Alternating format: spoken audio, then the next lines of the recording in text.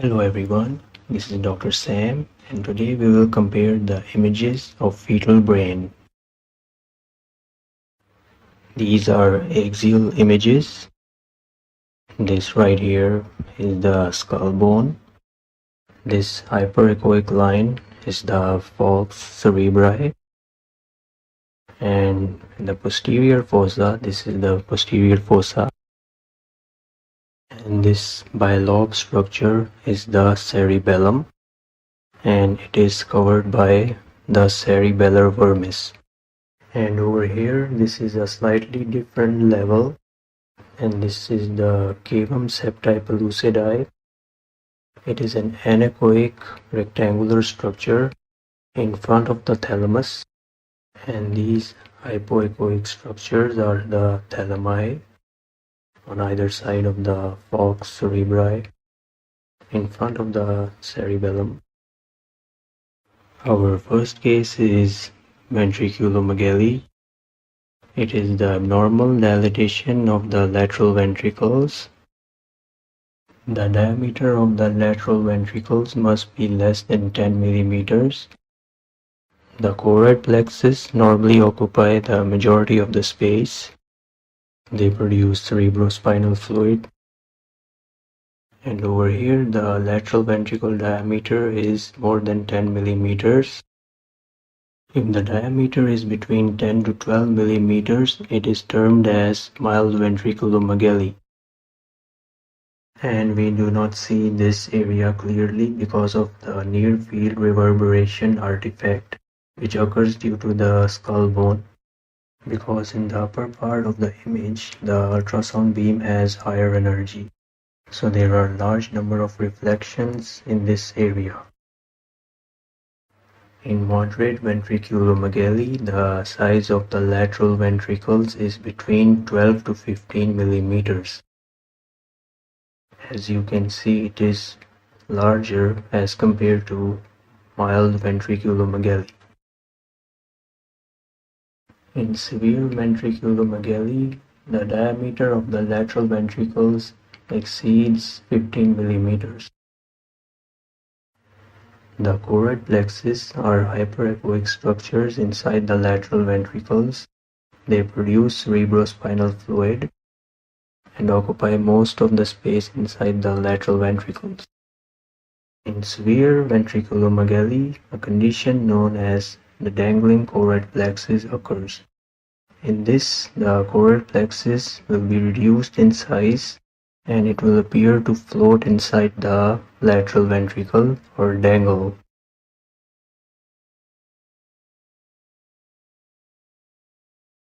In aqueductal stenosis, the aqueduct of Sylvius, which connects the third ventricle to the fourth ventricle, is obstructed. This leads to dilatation of the third ventricle and the lateral ventricle. The normal third ventricle will have a slit-like appearance, whereas when it is dilated, it will have a rectangular appearance. Hydranencephaly is a rare condition in which the cerebral hemispheres are replaced by large, fluid-filled cavities. I do not see any brain tissue over here, with a little bit visualization of the thalami. One way to distinguish between hydranencephaly and sphere hydrocephalus is the presence of some cortical tissue in the case of severe hydrocephalus. Porencephaly is defined as multiple cystic spaces inside the brain. Here we can see 4 separate cystic spaces. Schizencephaly presents as clefts inside the brain. There are mainly 2 types, open lip and closed lip.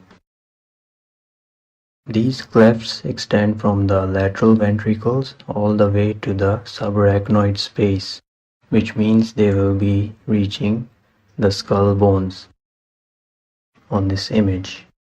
In closed lip schizencephaly, the walls of the cleft are in contact with each other, which means there is no open connection between the cleft that reaches from the lateral ventricle and the subarachnoid space.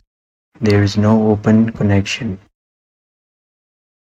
In the open lip type, the walls of the clefts have separation and there is direct connection from the lateral ventricle to the brain surface. An arachnoid cyst is present between the meninges of the brain, that is, in the subarachnoid space, and they do not connect with the lateral ventricles. The most common location is the parietal region, but it can also be present in the posterior fossa or the suprasellar region. This is an arachnoid cyst present in the parietal region. It is one of the most common locations of arachnoid cyst. A choroid plexus cyst is present inside the choroid plexus. As you know, the choroid plexus are hyperechoic structures. So a cyst inside a choroid plexus will have well-defined echogenic walls. Here is another image of a choroid plexus cyst. It has hyperechoic walls. Holoprosencephaly is a brain disease which has three main types. The first main type is A-lobar holoprosencephaly. In this, the thalami are fused. You can notice here the thalami are fused, whereas in the normal image they are on either side of the falx cerebri. And there is a single ventricle, monoventricular cavity, and the falx cerebri is also absent. This form is also associated with facial abnormalities. One of them is proboscis. In this, an appendage protrudes out from the forehead. This is a sagittal image showing a proboscis and appendage protruding out, which we can notice in this view. Another facial abnormality is hypotaylorism.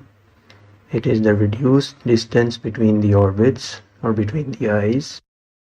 Normally it is around 1.3 centimeter, but in hypotaylorism it will be lesser, and we can see the orbits, the eyes, much closer to each other. In semilobar holoprosencephaly, the ventricles posteriorly are partially separated, but anteriorly they are fused and have a single large monoventricular cavity as shown in this image. They are not separated, whereas in the normal view they are separated, and the falx cerebri will also be absent. Lobar holoprosencephaly is the least severe form. In this, the thalami are normal, but the cavum septum pellucidum is absent. In agenesis of corpus callosum, the corpus callosum, which divides the cerebral hemispheres, is absent. Along with that, the cavum septum pellucidum is also absent. One classic sign is colpocephaly, which is the teardrop-shaped lateral ventricle configuration. The ventricles are dilated and they have a teardrop shape as compared to the other types of ventriculomegaly. This one has a different shape. Interhemispheric cyst is present between the cerebral hemispheres in the midline. It occurs due to extension of the third ventricle above the level of the thalami. Anencephaly is a condition in which both calvarium and brain tissues are absent. Calvarium is part of the skull that surrounds the brain, and in anencephaly it is absent along with the brain tissue. The brain tissue is also absent. We cannot see it in anencephaly. Ecrania or exencephaly is a condition in which the calvarium is absent but there is presence of abnormal brain tissue. This is the abnormal brain tissue, and this is called angiomatous stroma. When there is a protrusion of brain structures, meninges, and cerebrospinal fluid through a defect or a hole in the calvarium, this condition is called encephalocele. This is the protrusion of brain tissue and meninges, and over here the defect must be present in this area. Dandy-Walker malformation is associated with posterior fossa.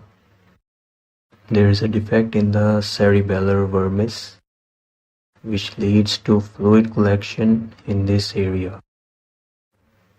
Here is a sagittal view of Dandy-Walker malformation. There is ventriculomegaly as well as posterior fossa fluid collection. In vein of Galen malformation, there is aneurysm of this vein, and on Doppler it will show turbulent flow. Right here it has mixing of colors, so it is turbulent flow. Also this vein is having a larger diameter. Here is another image of vein of Galen malformation without Doppler. It has a larger diameter, but the best way to see it is on Doppler.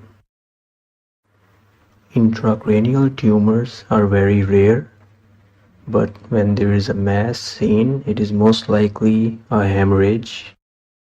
This hemorrhage can appear as hyperechoic structures inside the ventricle or inside the brain tissue. They will have somewhat of a heterogeneous appearance, but mostly they will be hyperechoic.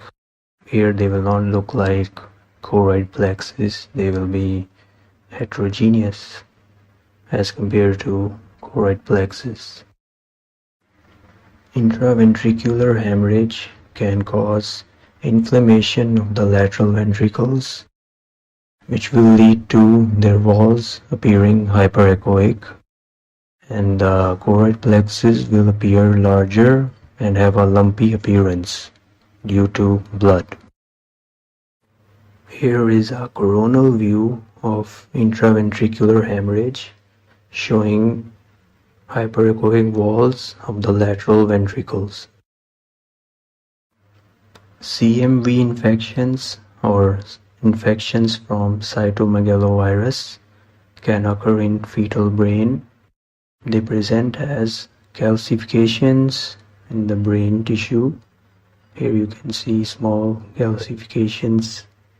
So when you notice such calcifications, it can be a CMV infection.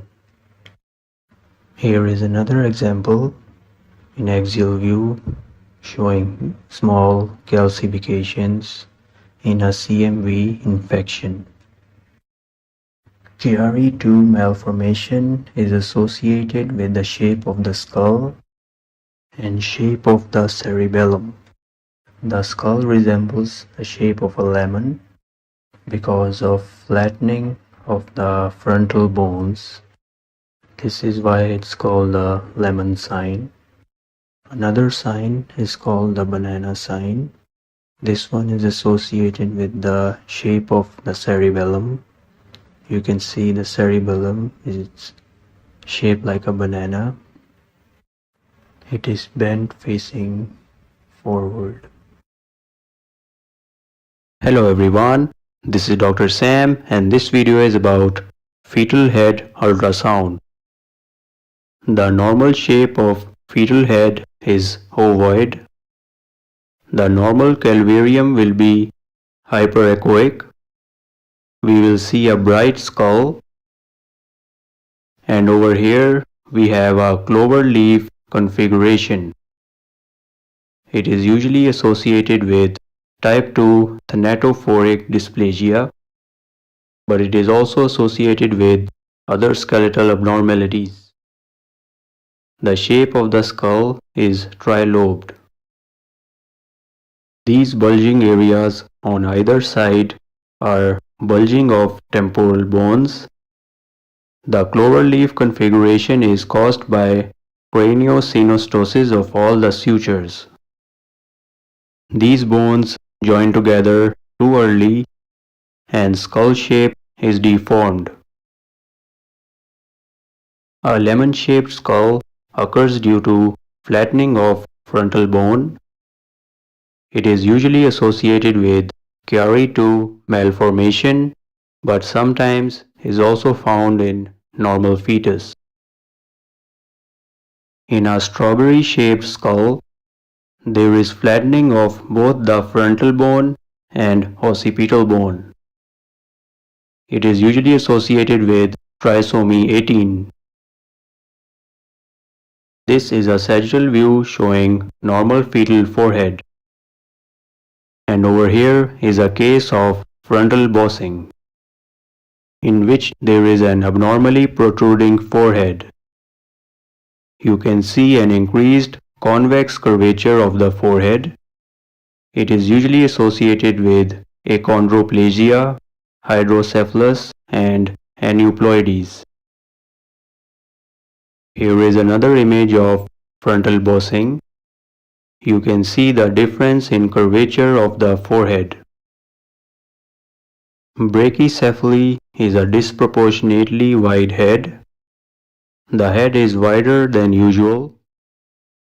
This diameter is increased. It can be a normal variant or associated with some skeletal dysplasias. Dolichocephaly is a disproportionately long head.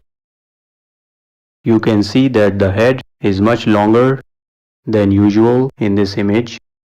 It can be a normal variant as well, but is also seen with breech presentation and oligohydramnios.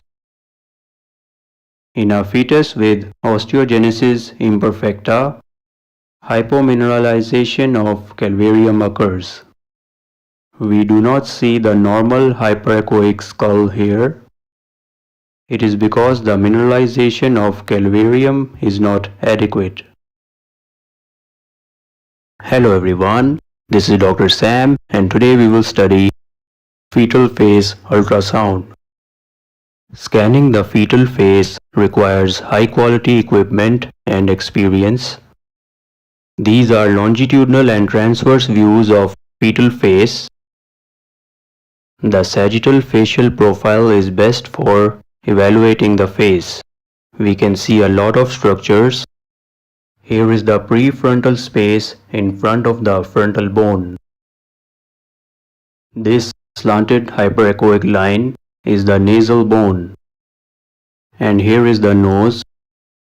You can see the upper and lower lips as well. This hyperechoic structure is the maxilla, and over here is the mandible. The transverse view can be used to view the eyes, the orbits.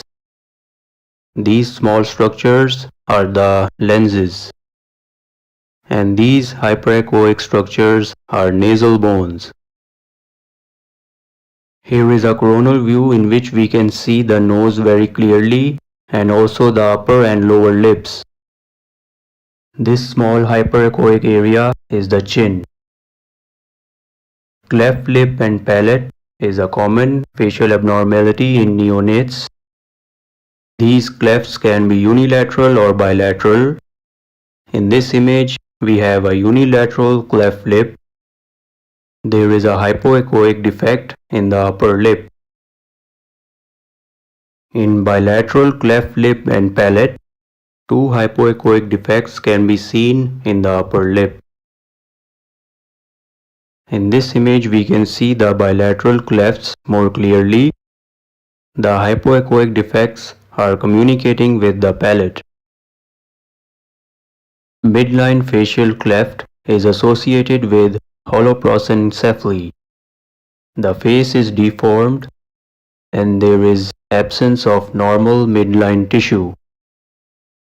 3D ultrasound and MRI are much better modalities for such abnormalities.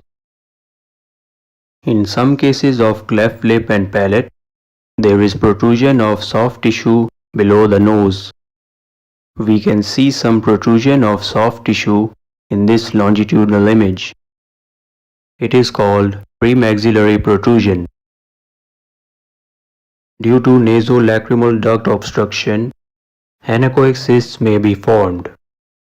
Sometimes these cysts have internal echoes. This is called dacryocystocele. These cysts are inferomedial to the orbits. We can see these cysts at the location of the nasolacrimal ducts. These are diagnosed after 30 weeks gestation.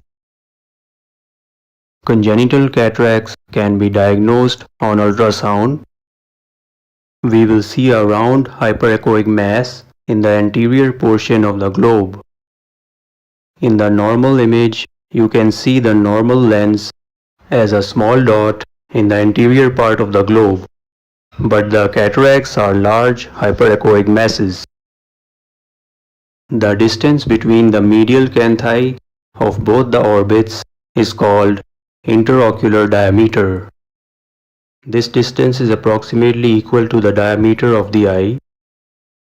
In hypotelorism, this interocular distance is decreased. Also, the binocular distance, that is the distance between the lateral canthi of both eyes, is decreased. You can see both the eyes are closer to each other in hypotelorism. In hypertelorism, the interocular and binocular distances are increased. The eyes are much further away from each other. Cyclopia occurs in a severe case of holoprosencephaly. In cyclopia, there is only a single midline orbit which contains either one or both eyes. We can only see a single orbit in the midline. Anophthalmia refers to absence of eyeball. In this transverse view, we can only see one eyeball. Midface is the area between the upper jaw and lower margin of orbits. In midface retrusion, an abnormal concavity is seen between the upper jaw and lower margin of the orbits.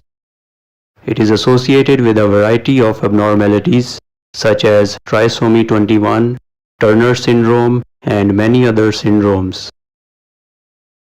Absent nasal bone is usually associated with trisomy 21. The hyperechoic nasal bone is not seen in this image, whereas in the normal image, we can see this hyperechoic nasal bone. Macroglossia refers to an abnormally enlarged tongue. It is associated with trisomy 21 and Beckwith-Wiedemann syndrome. Micrognathia refers to a small chin. It can be difficult to diagnose it because it can be subtle. Here we can see a small chin and it is not leveling with the upper jaw. In retrognathia, the chin is displaced posteriorly. It is difficult to diagnose it on ultrasound.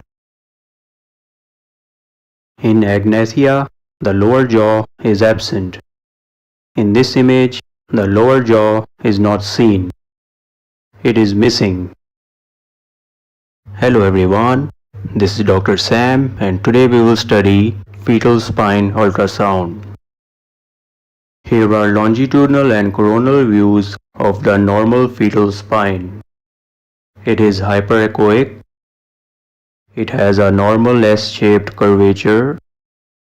Here is the thoracic spine, followed by the lumbar spine and the fused sacral spine. This is a transverse view of the spine. We will see three hyperechoic ossification centers. This is the vertebral body and these are the laminae. Shadowing is seen in front of the spine. In myelomeningocele, there is a congenital malformation of spinal cord.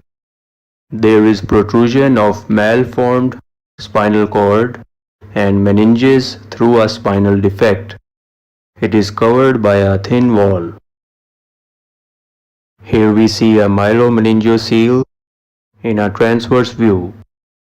There is protrusion of meninges and spinal cord here, and it is covered by a thin wall. This is a coronal view showing a spine defect. There is splaying of the posterior elements causing widening of the spine in this region. In the transverse view, the posterior elements are facing outward, whereas in the normal image they are facing inward. Diastematomyelia, which is also known as a split cord malformation, refers to an abnormality in which there is a longitudinal split in the spinal cord. We will see a hyperechoic area in the midline. This is a strong sign of diastematomyelia. Here is a longitudinal view of diastematomyelia.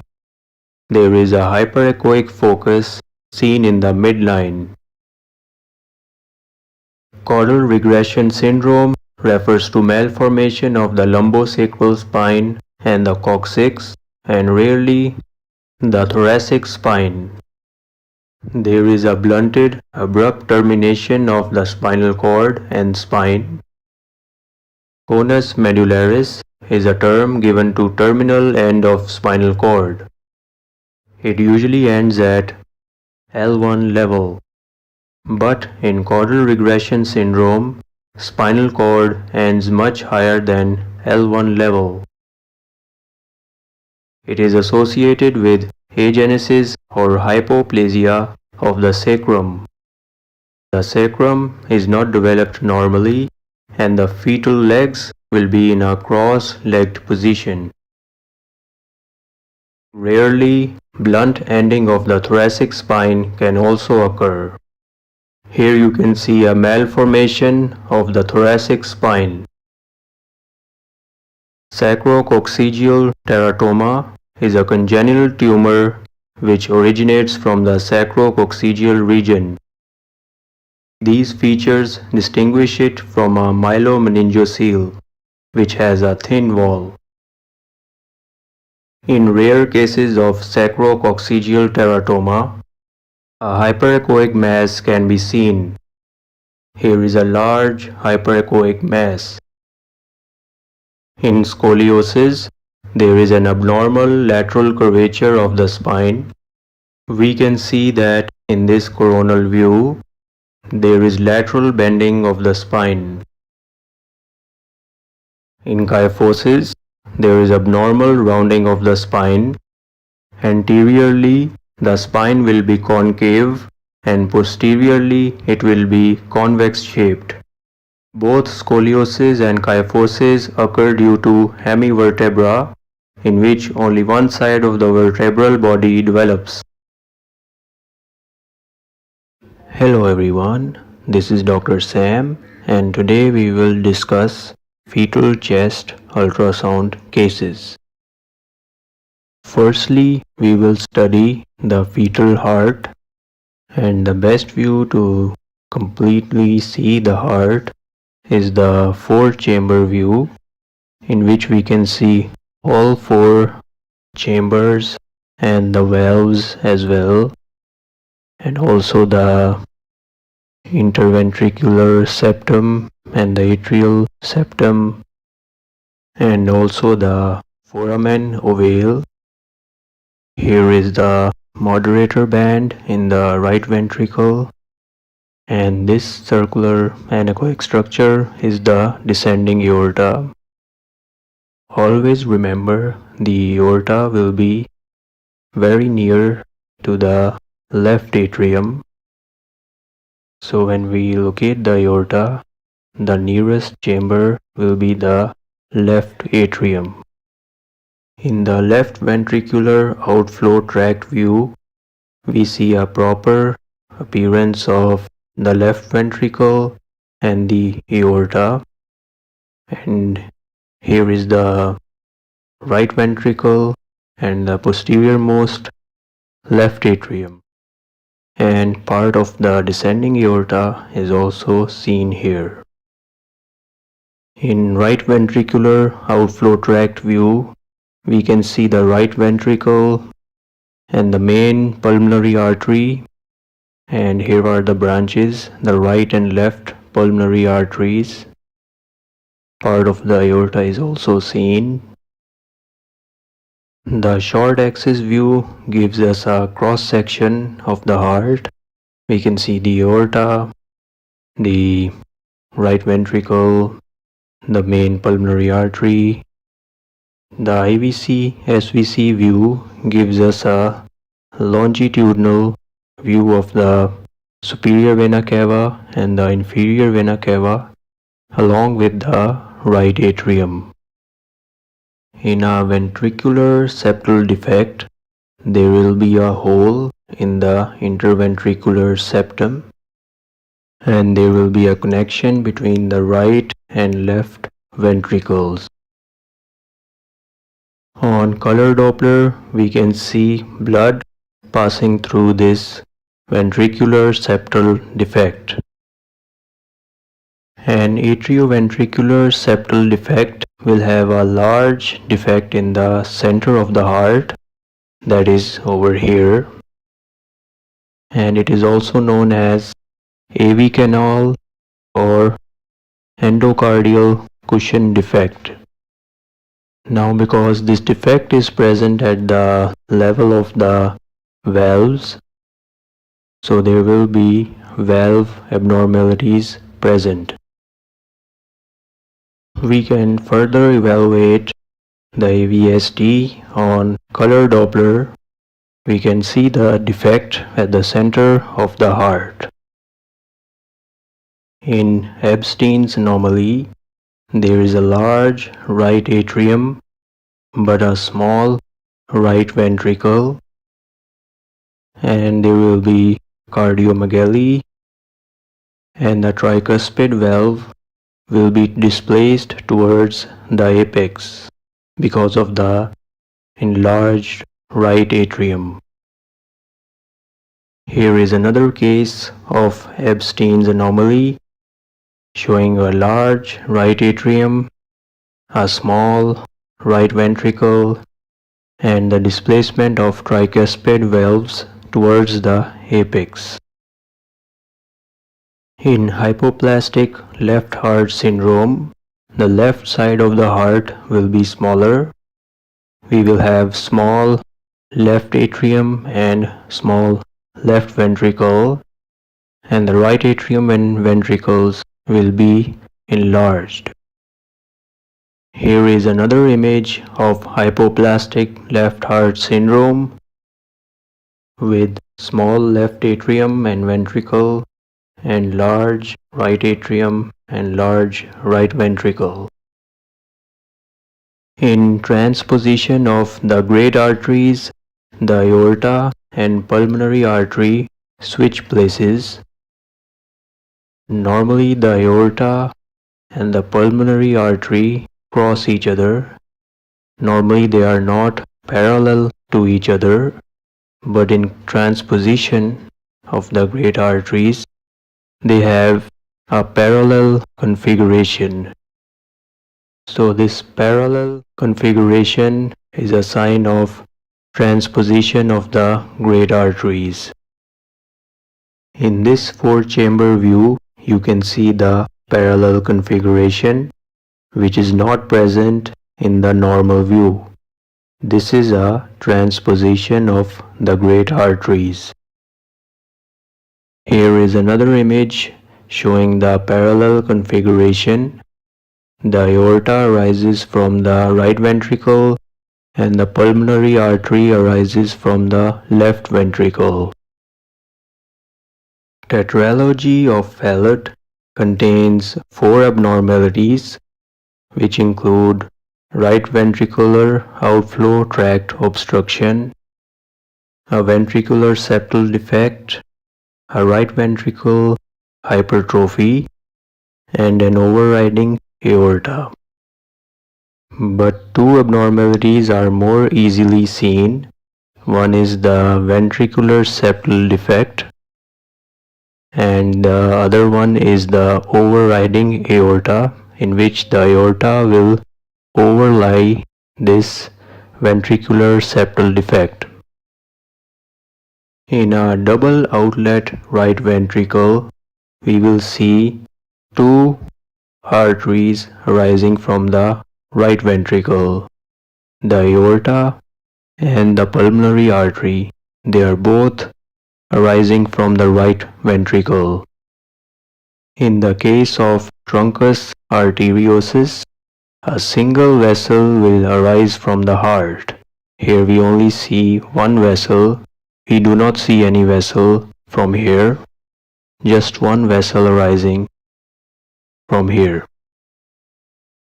Ectopia cordis refers to the extrathoracic location of the heart. The heart will be outside the thoracic cavity because of a sternal defect. Here you can see in this sagittal view, the heart is located outside the chest. Sometimes the heart may have an echogenic or hyperechoic dot-like structure that will be present in the ventricle attached to the interventricular septum. This is known as an echogenic intracardiac focus. A rhabdomyoma is a cardiac tumor that usually arises from the interventricular septum. It will appear as a hyperechoic round ovoid mass.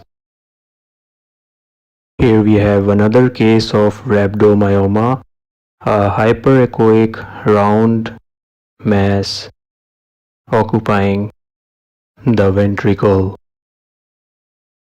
A fetal diaphragm appears as a hypoechoic structure between the thoracic cavity and the abdominal cavity.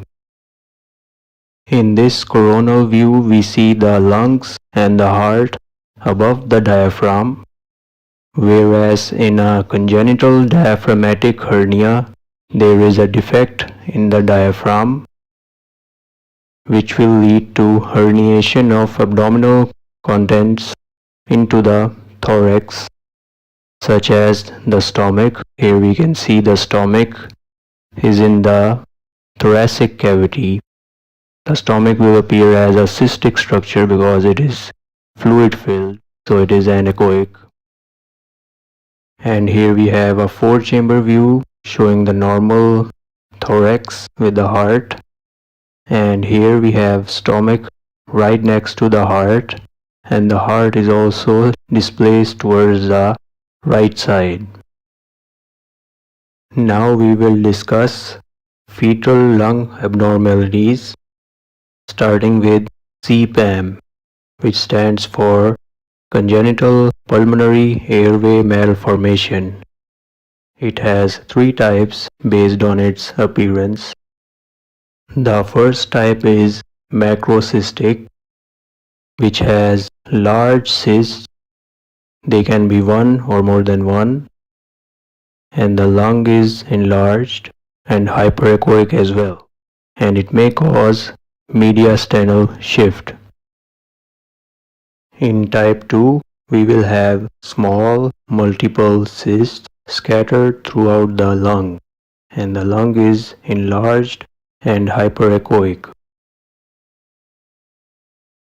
In CPAM type 3, we will see a hyperechoic enlarged lung without any cysts. A bronchopulmonary sequestration is defined as an abnormal lung tissue that is disconnected from the tracheobronchial tree and is a non-functioning lung tissue. And it usually appears as a wedge-shaped hyperechoic lung mass. On color Doppler, we will see a branch from the aorta supplying the sequestration. It does not receive its blood supply from the pulmonary vessels. A bronchogenic cyst is a lung cyst which appears as an anechoic cyst, and it may have internal echoes, and if it is large enough it may cause a mediastinal shift. Here is a large bronchogenic cyst in the coronal view causing mediastinal shift. CHAOS stands for congenital high airway obstruction syndrome. In this we will have both the lungs enlarged and hyperechoic, which will cause inversion or flattening of the diaphragm. Here you can see the diaphragm is inverted because the lungs are enlarged. Here we have a four-chamber view. The lungs are enlarged bilaterally and they have displaced the heart towards the center of the thorax. In CHAOS, the trachea can also be dilated. Here we can see hyperechoic lungs along with a dilated trachea. It is fluid filled, that is why it is anechoic. Pleural effusion is the accumulation of fluid in the pleural cavity. This fluid appears as anechoic or hypoechoic. Here we can see pleural effusion in the longitudinal view. Fluid is surrounding the lungs. In this coronal view we can see bilateral pleural effusion. Fluid is surrounding both the lungs. Pericardial effusion is the accumulation of fluid around the heart. We can see this anechoic fluid around the heart. Now if the thickness is 2 millimeters or less, it is normal amount of pericardial fluid, but if it is more than 2 mm, it will be pericardial effusion. In this image we have a large amount of fluid collection around the heart, a severe case of pericardial effusion. Hello everyone, this is Dr. Sam and today we will study fetal stomach ultrasound appearances. The stomach can be visualized around 13 to 14 weeks. It is usually anechoic because it is fluid filled and has various shapes and sizes. We can see the stomach at the level in which we see the umbilical vein. Here you can see the umbilical vein and over here you can see the stomach. This is a good level to locate the stomach. Here are more transverse views of the stomach. Here they have different shape and a different size as compared to the previous images. The filling of the stomach depends on the swallowing of amniotic fluid by the fetus. Here we can see the umbilical vein and here is the stomach. And here is the spine, hyperechoic with shadowing. A gastric pseudomass occurs when the fetus swallows skin cells, umbilical cord parts, or even blood, which may resemble a stomach mass. But it is not a stomach mass. These are just swallowed materials which look like a mass or a tumor. Here is a longitudinal view of the stomach. It appears elongated. And here is the fetal spine. The stomach is simply fluid filled and there is no swallowed material. And over here we have the gastric pseudomass which we see in longitudinal view due to swallowed materials such as skin cells or blood or parts of the umbilical cord. And here is the fetal spine. Esophageal atresia is a birth defect in which the esophagus does not develop properly, which leads to obstruction at the level of the esophagus. Now, due to this obstruction, the stomach does not fill with amniotic fluid. That is why we may not even see the stomach. Usually, this condition is associated with polyhydramnios because of improper swallowing of amniotic fluid. There is a large accumulation of amniotic fluid around the fetus. In this image, we see polyhydramnios. There is a large accumulation of amniotic fluid due to improper swallowing. The stomach here is appearing small. This is due to gastric secretions. These are stomach's own secretions. That is why it is appearing small.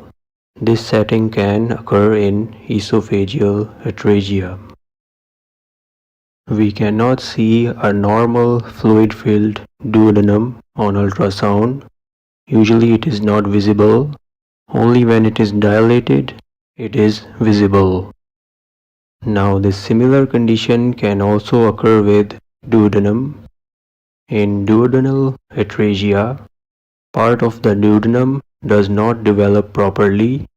This leads to dilatation of both the duodenum and the stomach. Here we see two dilated structures. One is the stomach and this one is the duodenum. The double bubble sign is the name given to this appearance in which the stomach and the duodenum both are dilated. They appear as two bubbles, two dilated anechoic structures. This is a sign of duodenal atresia. Here is a coronal view of a double bubble sign.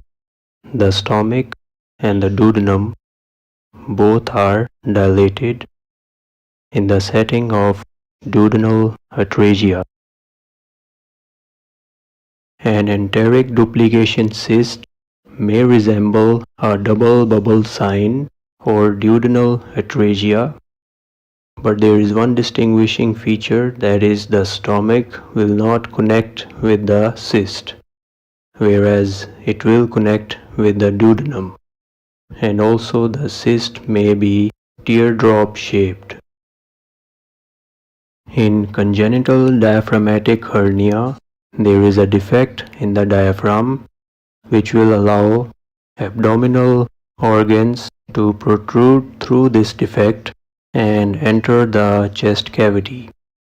Mostly the stomach is seen protruding through this defect, and here you can see in this coronal view the stomach is herniating through this diaphragmatic defect. In this image, we can see the stomach in the thoracic cavity. The heart is displaced towards the right side because of herniation of the stomach. The stomach is no longer seen in the abdomen. Seeing the stomach in the thorax is a strong sign of congenital diaphragmatic herniation. Thank you so much for watching. Please subscribe and stay tuned for more imaging videos.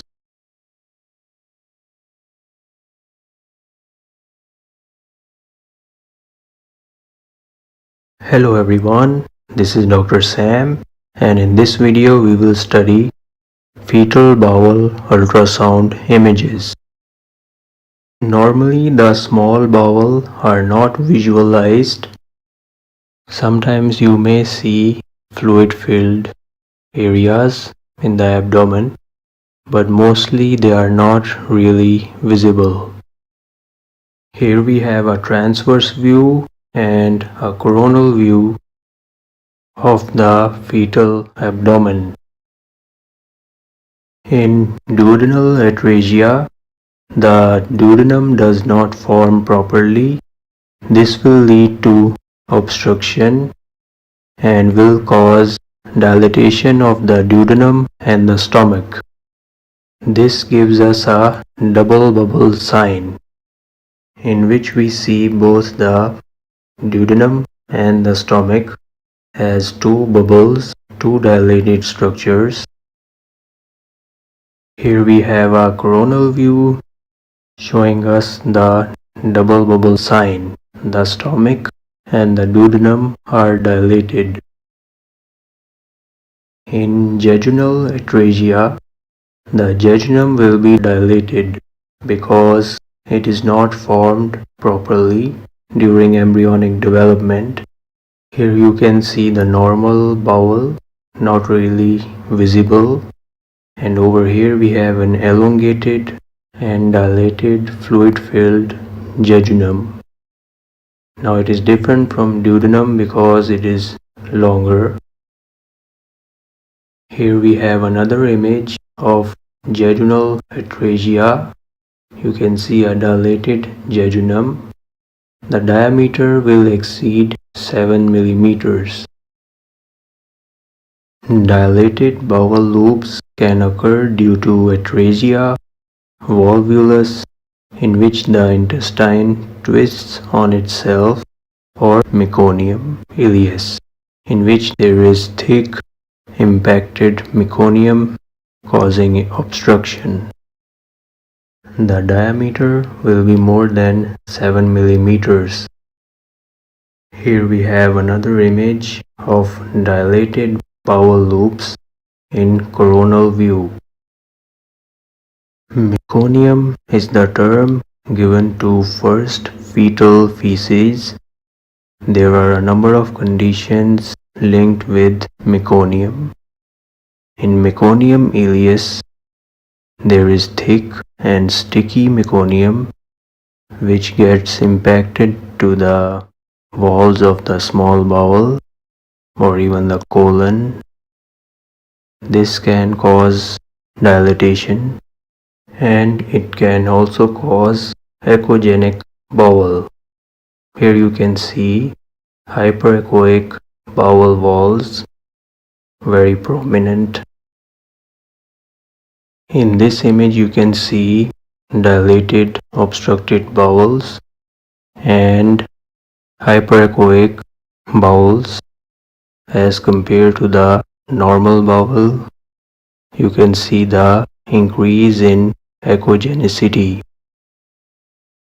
Meconium peritonitis is a serious condition in which there is leakage of meconium into the peritoneal cavity.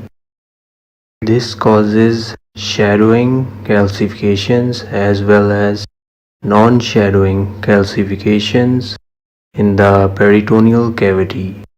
Now these calcifications are usually found around the liver or around the diaphragm. Here we have a transverse view of meconium peritonitis showing calcifications.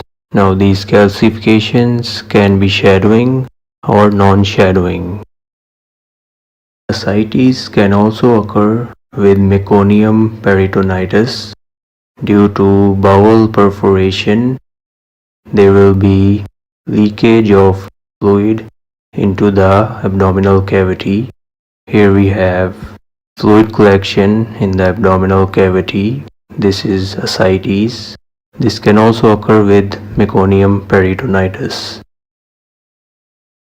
Meconium pseudocyst is a rare complication in which we will have a hypoechoic mass with a hyperechoic calcified wall. In this image of meconium pseudocyst, we can also see internal septations and internal echoes. These can also occur in pseudocyst. In an omphalocele, there is a herniation of abdominal contents through an umbilical defect.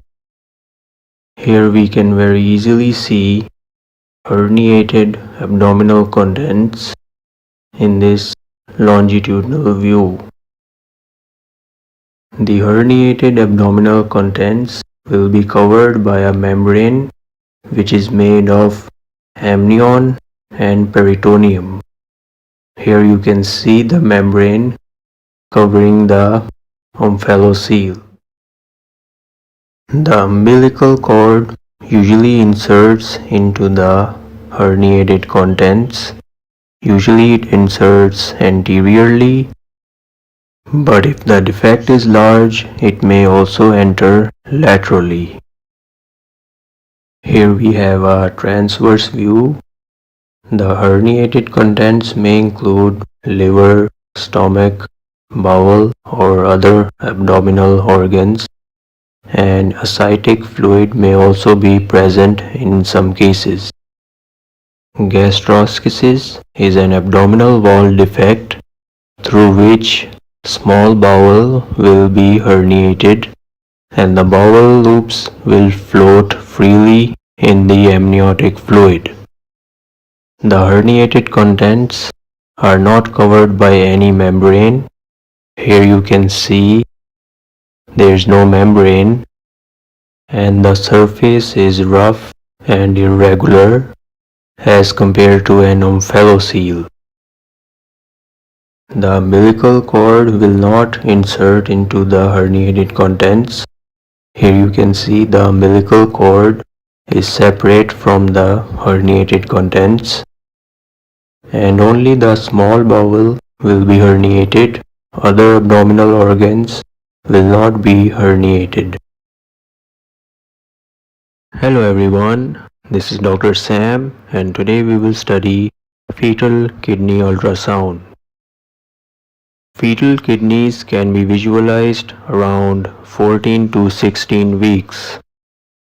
They have an ovoid shape on transverse view and are seen on either side of the spine. Here is the spine with shadowing. This anechoic area is the renal pelvis.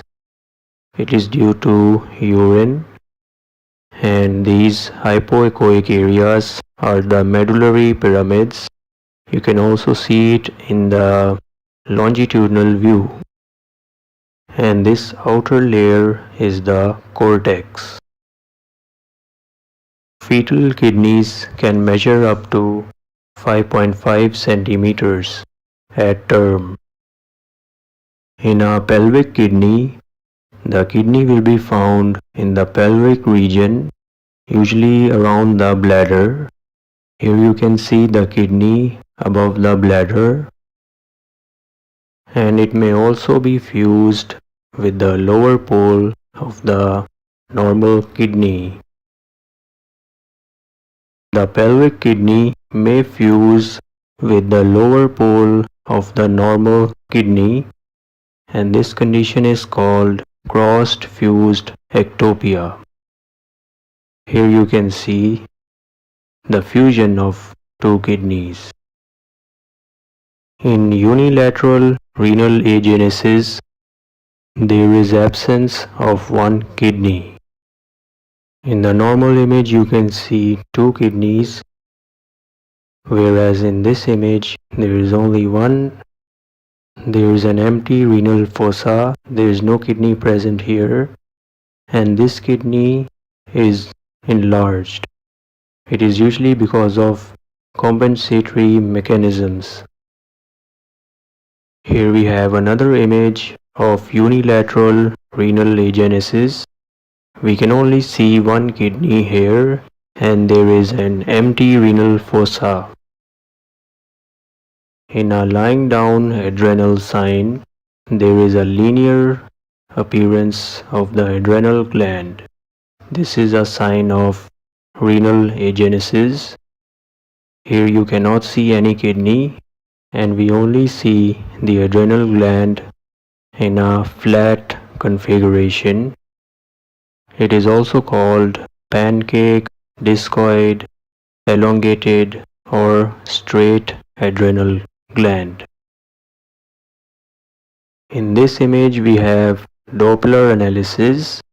Here we can see the renal vessels in this normal image supplying both the kidneys, whereas in this image we can only see renal vessels on one side. That means there is only one kidney and there is no renal vessel located here. In bilateral renal agenesis, there is absence of both the kidneys and it is a lethal condition. Here we cannot see any kidney on either side. The normal diameter of the renal pelvis is 4 millimeters in the second trimester and 7 millimeters in the third trimester. UPJ stands for uretero-pelvic junction, and UPJ obstruction leads to dilatation of the renal pelvis. Here we have bilateral UPJ obstruction. It involves both the kidneys and the ureter will be normal. It will not be dilated. In a unilateral UPJ obstruction, only one kidney is affected. This kidney is normal. We can also use the term hydronephrosis for a dilated pelvis and also dilated calyces. Here we have moderate hydronephrosis. We can see dilated calyces as well as a dilated renal pelvis on both sides. And the kidneys are hyperechoic due to dysplastic changes. There is damage to the kidneys. In a severe hydronephrosis, you can see cortical thinning. We see a very thin layer of cortex and there is a large degree of dilatation and the kidney is also enlarged. In this image we can see dilated tortuous ureters bilaterally. They appear curved and dilated. This can be due to any obstruction related to the urethra or the ureter itself. In posterior urethral valves, membranes form in the urethra, the posterior part of the urethra near the bladder, which can cause obstruction of the entire collecting system. This leads to dysplastic changes in the kidneys. They appear hyperechoic and have cystic areas. We have another case of posterior urethral valves showing us cortical cysts in the kidney. You can also notice the hyperechoic appearance of the kidney. Multicystic dysplastic kidney is a congenital disease in which we have a non-functioning kidney. The main distinguishing feature is that it has non-communicating cysts. That means that the cysts are separated from each other and are not connected in any way. This feature helps us to distinguish it from hydronephrosis, which has communicating cysts. In this image we have a longitudinal view showing a multicystic dysplastic kidney. We can see the non-communicating cysts. They are not connected to each other. Each cyst has its own wall. In bilateral multicystic dysplastic kidney, both the kidneys are non-functioning. Here we cannot see any renal vessels on color Doppler. It is a lethal condition. In this image we have autosomal recessive polycystic kidney disease. We do not see the cysts on ultrasound because they are too small, but we do see large echogenic kidneys. In this image we have a transverse view showing enlarged echogenic kidneys bilaterally. Renal vein thrombosis is difficult to diagnose on ultrasound, but it does have some features. One of them is an enlarged echogenic kidney. It usually affects only one kidney. Hello everyone, this is Dr. Sam and today we will study fetal bladder ultrasound. Here we have the longitudinal and axial views of the fetal bladder. It is a fluid-filled structure, anechoic structure in the pelvis. And this image is with Doppler. We can see the umbilical arteries. They surround the bladder and this can be useful in locating the bladder. Fetal megacystis is the term given for abnormally enlarged bladder. In the first trimester, the diameter will exceed 7 millimeters. Here we have a transverse view showing fetal megacystis. In the second trimester, the bladder diameter will exceed 30 millimeters in the case of megacystis. And in the third trimester, it will exceed 60 millimeters. A ureterocele occurs when the ureter inserts into the bladder. It appears as a thin-walled circular structure and it usually occurs in the setting of duplication of collecting systems. The size of the circular structure can vary. Here we have another image of a ureterocele. You can see a circular structure inside the bladder. In posterior urethral valves, membranes form in the urethra which cause the posterior urethra and the bladder to become dilated. This only occurs in males and this appearance has a special name known as the keyhole sign. In prune belly syndrome, there is a very large bladder. It can even occupy the abdomen and the abdominal wall muscles are absent.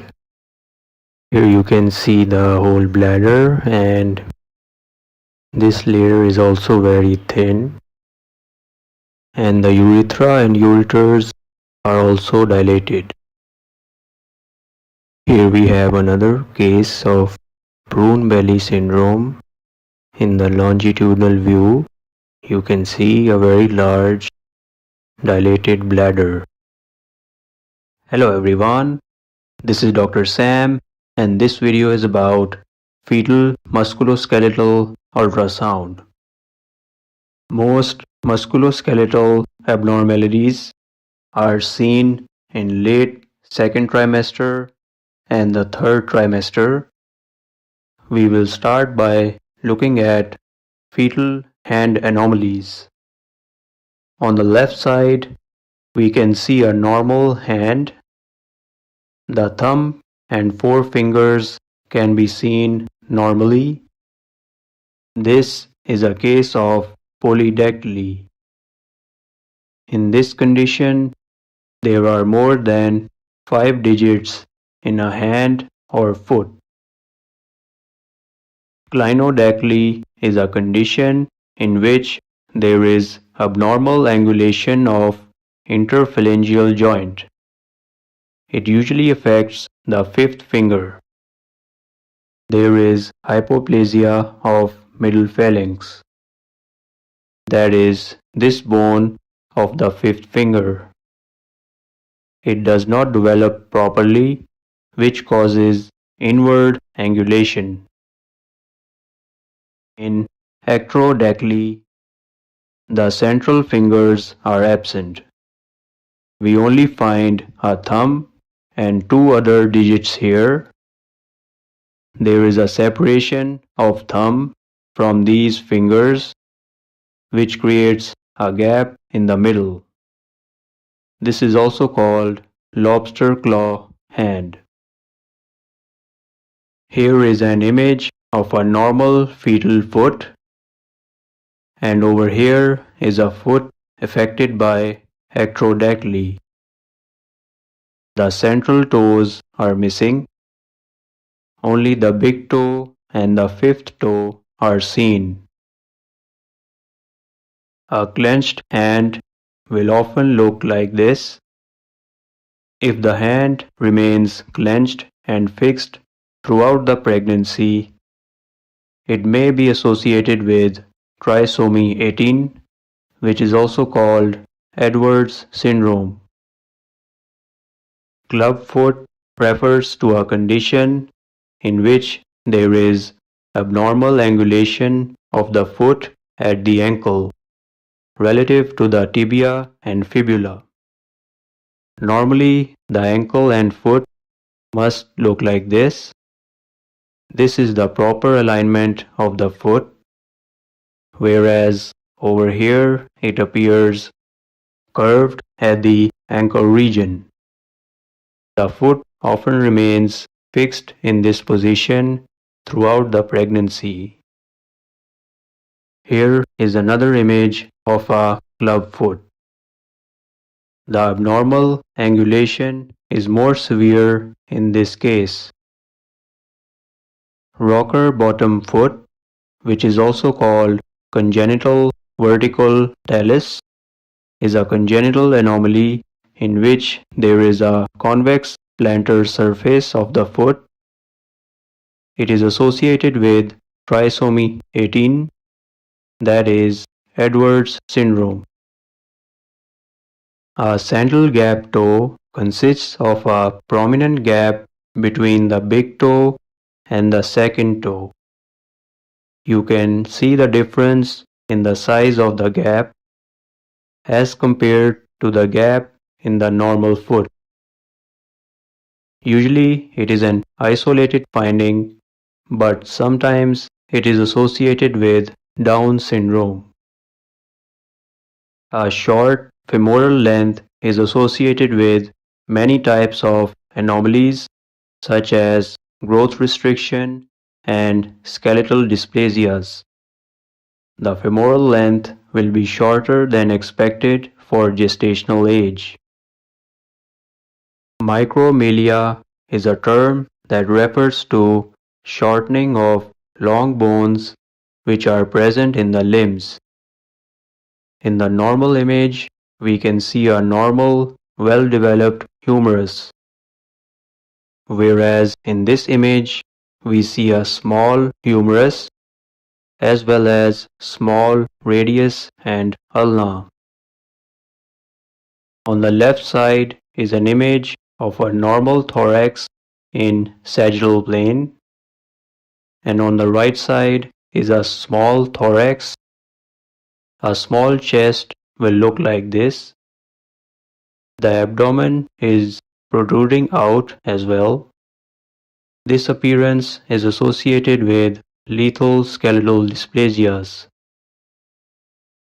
Osteogenesis imperfecta is a congenital disorder which affects bones and connective tissue and has many features on ultrasound.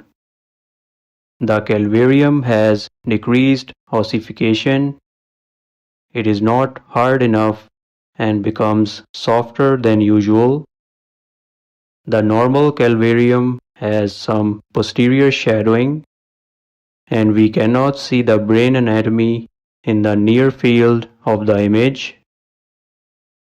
But in this case, the skull bone is soft, which allows us to see more brain detail, and there is no shadowing. Also, the skull can become deformed with probe pressure. This disorder also causes fractures in long bones. We may find a fractured femur, which will look like this. In this image, we see a fractured humerus. You can see a disruption in the bone right here. Thanatophoric dysplasia is the most common lethal skeletal dysplasia. Fractures along with short and thick long bones are found. This is a short, thick femur with a fracture. This is an image of the tibia. It is shorter in length and thicker than usual. It is difficult to evaluate the tibia as compared to the femur. Thanatophoric dysplasia also consists of a clover leaf configuration of the skull.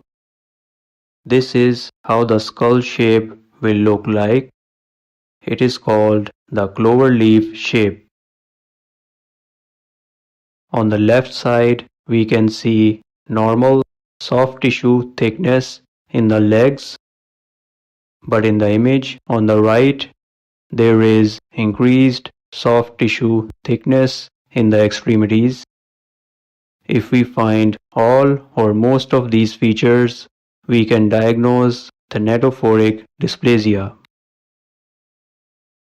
Achondrogenesis is a rare skeletal dysplasia. It has a variety of features. The most common one is absent spine. This is a normal image of the fetal spine in sagittal view. We can see a well-developed hyperechoic spine. But in this image, we do not see any hyperechoic spine. The vertebral bodies are absent. This is due to vertebral body demineralization. Nuchal edema is another feature of achondrogenesis. Normal nuchal thickness looks like this in transverse view. It is measured when we see the cerebellum. In this image, we see an increased nuchal thickness. This is due to nuchal edema. It is very prominent. The skull bone is developed normally, but since the spine is absent, this appearance collectively is called the floating head appearance. Rib shortening is another feature of achondrogenesis. The normal ribs are seen here.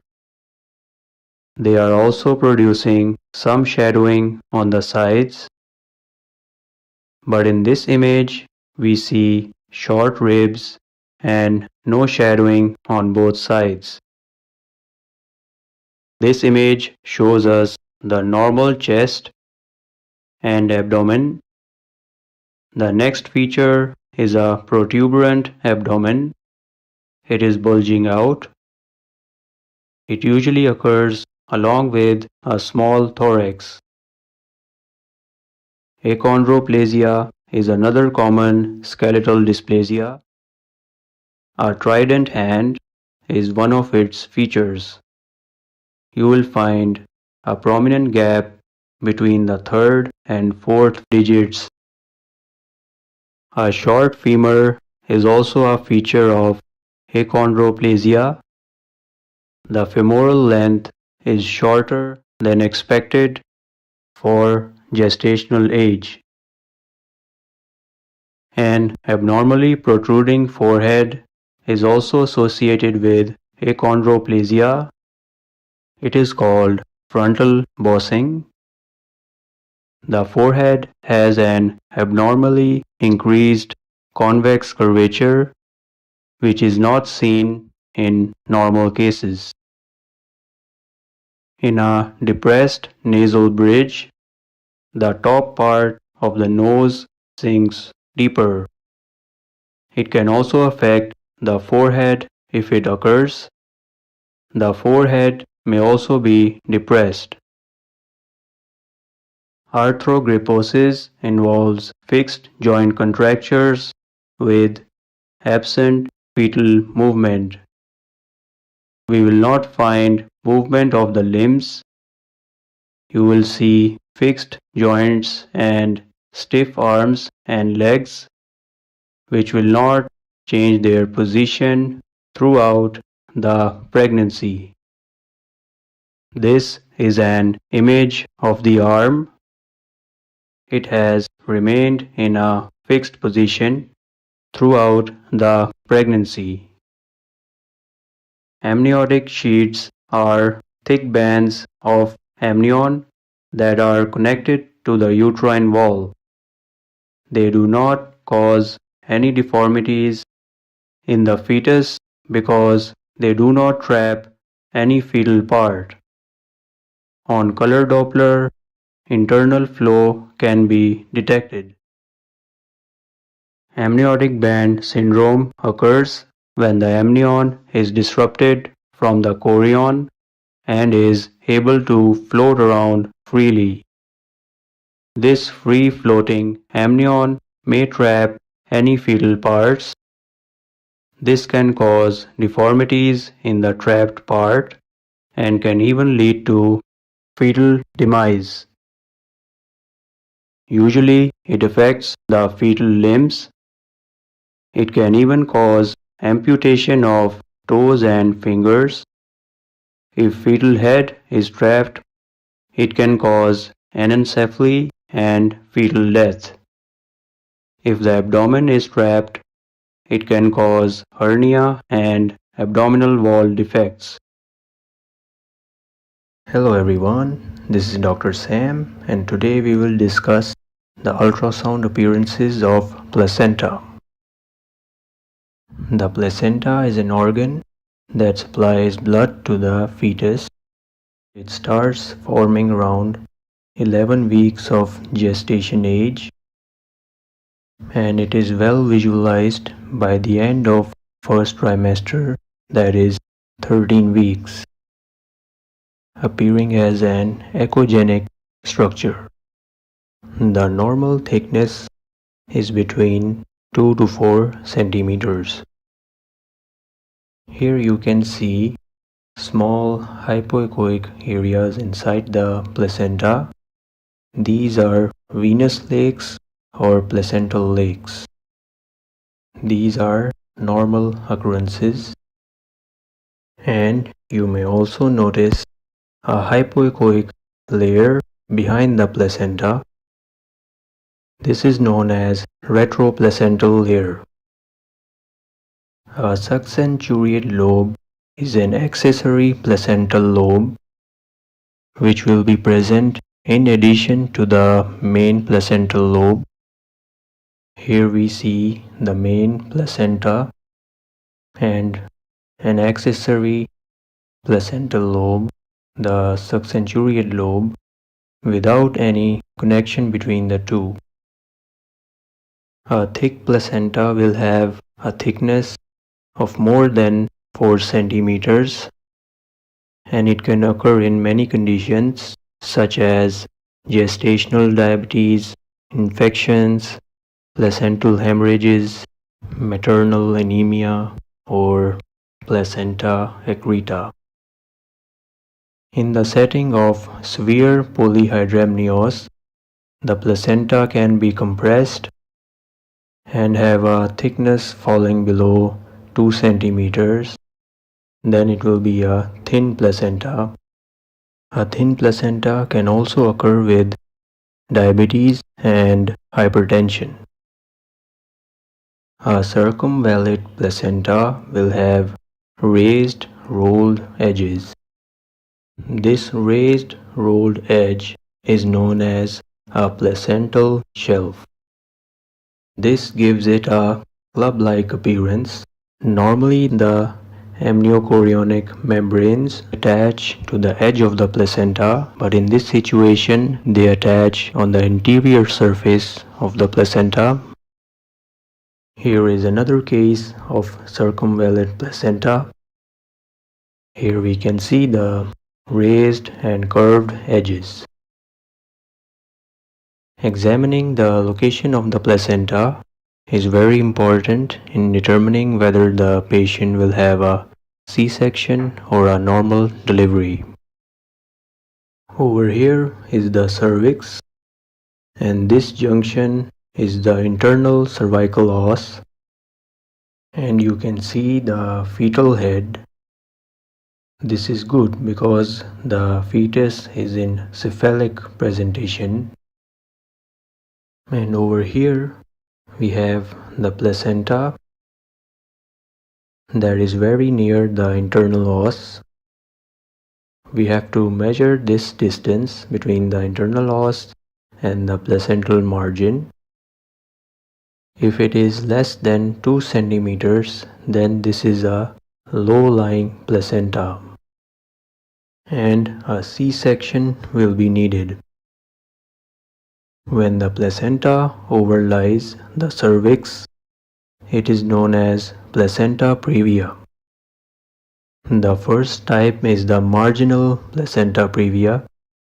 In this, the placental edge or the placental margin will overlie the cervix, but it will not cover the internal os. In partial placenta previa, the placenta will partially cover the internal os. Here only the inferior part, this part right here, is covering the internal os. In complete placenta previa, the placenta will completely overlie the internal os. Here you can see the placenta is overlying the internal os. Now we move on to placenta accreta. It is the abnormally deep adherence of the placenta in the uterus. It has 3 types based on its severity. The mildest form has the same name, placenta accreta. It is the mildest form in which the placenta adheres deep into the endometrium but does not invade the myometrium. The second moderate form is placenta increta, in which the placenta will invade the superficial part of the myometrium but not deep into the myometrium. The most severe form is placenta percreta, in which the placenta will invade deep into the myometrium. The first 2 forms are hard to visualize on ultrasound, but the most severe form has some features such as non-visualization of retroplacental layer, which is hypoechoic. Here we cannot visualize that layer. We can notice this feature around the bladder. Over here you can see the hypoechoic layer, but here it is absent. Another feature of placenta percreta is the presence of hypoechoic spaces inside the placenta. These are called lacunae. They are different from placental lakes as they appear larger in size and have an irregular shape and are comparatively more in number. On color Doppler, we will see hypervascularity in the serosal layer. that is the outermost layer of the uterus, and usually we will see this hypervascularity around the bladder region. Here is another image showing increased vascularity in the serosal layer. Placental abruption is the premature separation of the placenta from the uterine wall. It is very difficult to diagnose it on ultrasound, as it can be confused with other conditions such as retroplacental hematomas, but it has a few features. One of them is a crescentic hypoechoic area behind the placenta with internal echoes. A preplacental hematoma occurs due to injury leading to hemorrhage, which gives us a heterogeneous fluid collection inside the placenta due to bleeding. A subchorionic hematoma can resemble a placenta, as the bleeding occurs below the chorionic layer. It elevates the amniochorionic membranes, but they have one distinguishing feature, that is this hyperechoic line. This line is of the amniochorionic membrane, and a fresh hematoma will appear echogenic. Over a period of time, around 10 to 11 days, the hematoma will have a hypoechoic appearance. This change in appearance can distinguish it from a placenta. And also another feature is that on color Doppler, the hematoma will not have any internal flow, whereas a placenta will have internal flow. Infarcts in the placenta appear as hypoechoic areas, but one distinguishing feature is that they have a hyperechoic bright rim. In this image you can see two infarcts. They are hypoechoic and have a hyperechoic rim. One common benign tumor of the placenta is the chorioangioma. It appears as a round ovoid mass inside the placenta. Another image of chorioangioma showing a round ovoid mass in the placenta. Usually it is hypoechoic as compared to the placenta. On color Doppler, we will see large blood vessels supplying the mass. We can see both the arteries and the veins. It has a very large blood supply. Here is another Doppler image showing large vessels supplying the chorioangioma. Hello everyone, this is Dr. Sam, and in this video we will discuss placental grading on ultrasound.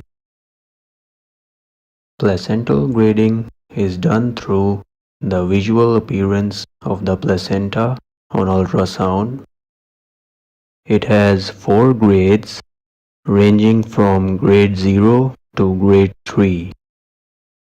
The placenta is well visualized by the end of first trimester, that is around 13 weeks, and it has 2 sides.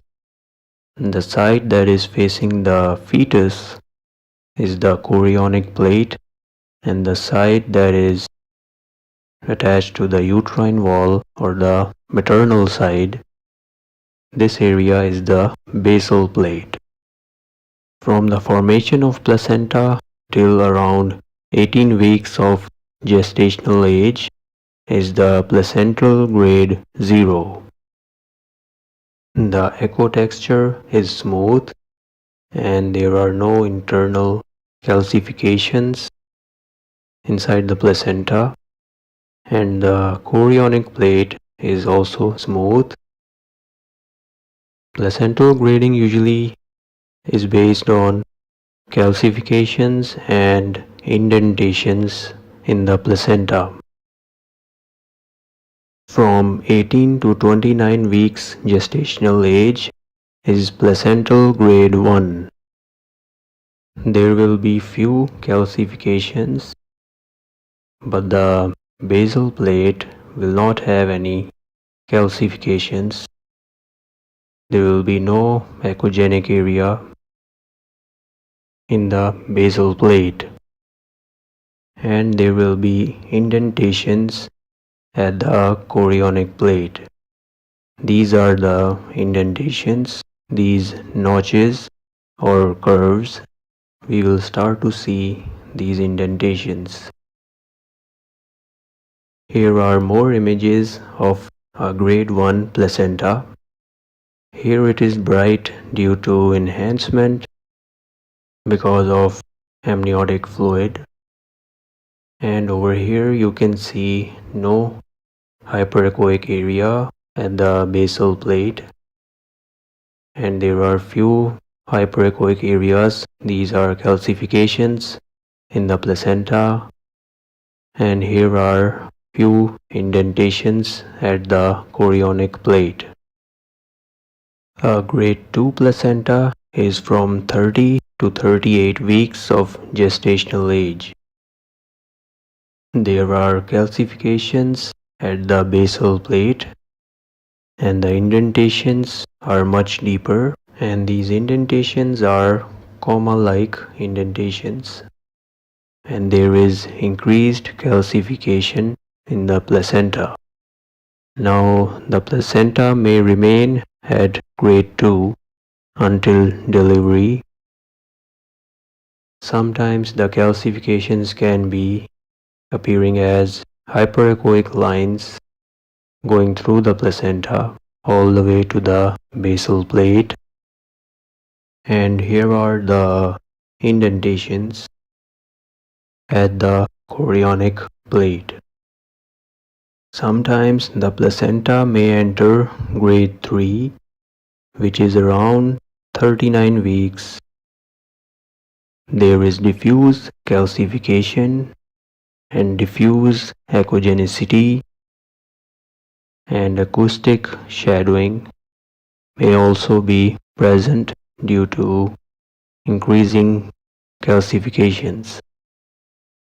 Here are more images showing grade 3 placenta with diffuse calcifications and hyperechoic areas throughout the placenta. Here are more images of a grade 3 placenta. If the placenta shows this type of appearance, let's say for example 20 weeks or before grade 3, that is before 38 or 39 weeks, this may be a sign of placental insufficiency. Hello everyone, this is Dr. Sam, and this video is about placental thickness for estimating gestational age. We can use placental thickness to get an approximate gestational age. For this method, the placenta and fetus must be normal and healthy. By the end of pregnancy, the normal thickness will reach around 4 centimeters. The thickness of placenta in centimeters will be equal to gestational age in weeks, approximately. These images of placenta are just used as examples. In the first image, placental thickness is 15 millimeters, so the gestational age will be 15 weeks approximately. In the second image, the placental thickness is 20 millimeters, so the approximate gestational age will be 20 weeks. Gradually, the placental thickness increases. It is said to increase by 1 millimeter per week. Here it is 25 millimeters, which will correspond to a gestational age of 25 weeks approximately. And over here we have a posterior placenta with a 30 millimeters thickness. This corresponds to 30 weeks approximately. An anterior placenta such as this one will be slightly thinner. It is less likely to reach 4 centimeters in maximum thickness. Usually an anterior placenta will reach a maximum thickness of 3.3 to 3.4 centimeters. Here we can see the placenta is thick. The thickness is 32 millimeters, which corresponds to 32 weeks gestational age approximately. And finally, this placental thickness is 39 millimeters and it corresponds to 39 weeks gestational age approximately. Hello everyone, this is Dr. Sam and this video is about normal placental positions on ultrasound. An anterior placental position is the most common position. The placenta attaches to the anterior wall of the uterus. In the longitudinal view, it will be seen on the upper side of the image taken transabdominally. The fetal position will usually be a back-to-back or an occipito posterior position. That means the fetal head will be down towards the cervix and the back of the head and the fetal spine will be against the mother's spine. In a posterior placenta, the placenta attaches to the posterior wall of the uterus. The placenta will be seen in the lower half of the image in longitudinal view taken transabdominally. In a fundal placenta, placental attachment is at the wall of the fundus. It is attached to the upper part of the uterus. In a transabdominal longitudinal view, the placenta will be seen on the left side of the image. We can see a curved placenta attached to the fundal wall of the uterus. And finally, a lateral placenta is attached to either the left wall or the right wall of the uterus. This position is less common than other placental positions. In this image, the placenta is attached to the right wall of the uterus, and in this image, it is attached to the left wall of the uterus. Hello everyone, this is Dr. Sam, and today we will study umbilical cord appearances on ultrasound.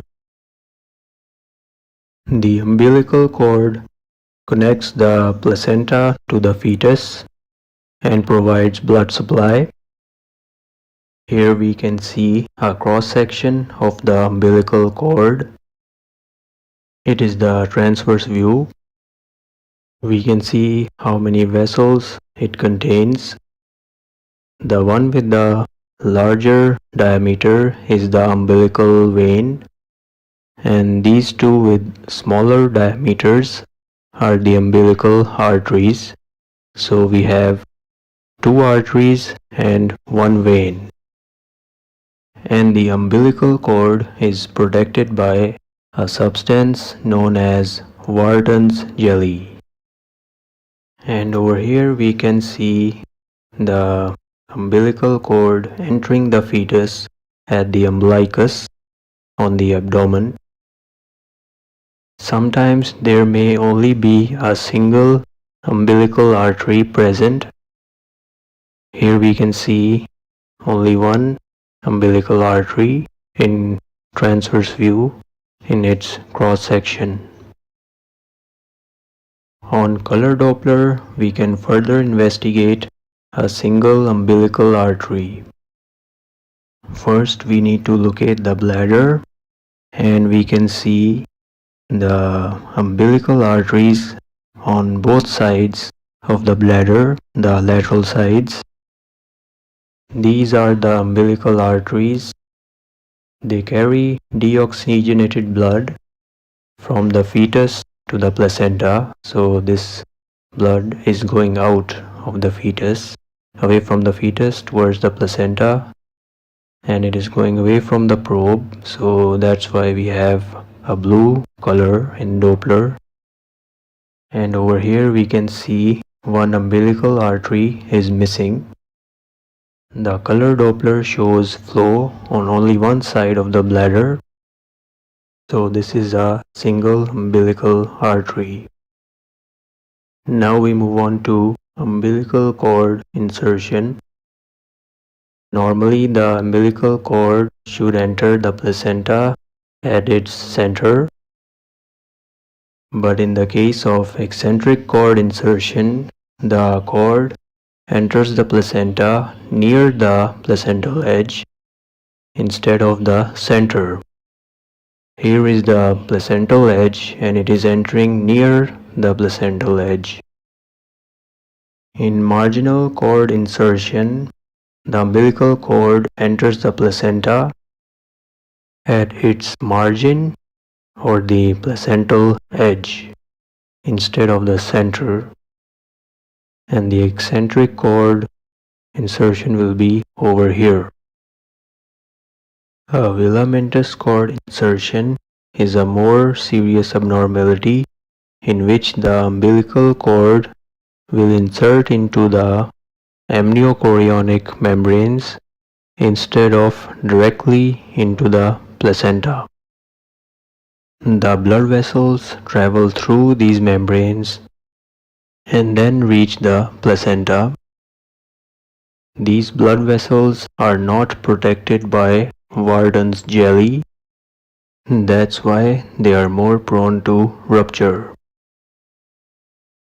In this image, the umbilical cord is inserting into these membranes, and here is the placenta. So this is also a filamentous cord insertion. A vasa previa occurs when there are fetal vessels overlying the internal cervical os. These blood vessels are also not protected by Wharton's jelly. Now it is different from a phonic presentation in which the umbilical cord overlies the cervix. We can see the umbilical cord moving and floating in the amniotic fluid, and we can also see the Wharton's jelly, and this presentation may resolve over time. Whereas in vasa previa, we do not see any part of the umbilical cord floating in the amniotic fluid. Here is a transvaginal view showing a normal image and a vasa previa.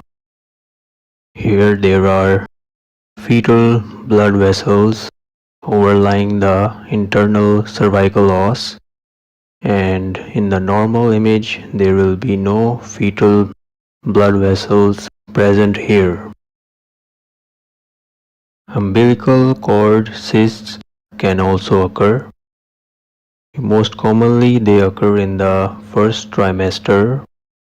Here in the normal image you can see a normal umbilical cord, and over here you can see an anechoic cyst with a hyperechoic border. This is an umbilical cord cyst. Umbilical vein varix is a focal dilatation of the intra-abdominal part of the umbilical vein.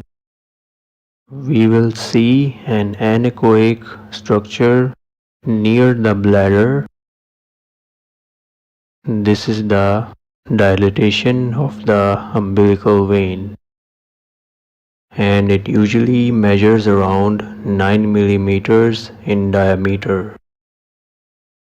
When we apply color Doppler, we can see internal flow and we can distinguish it from a cyst.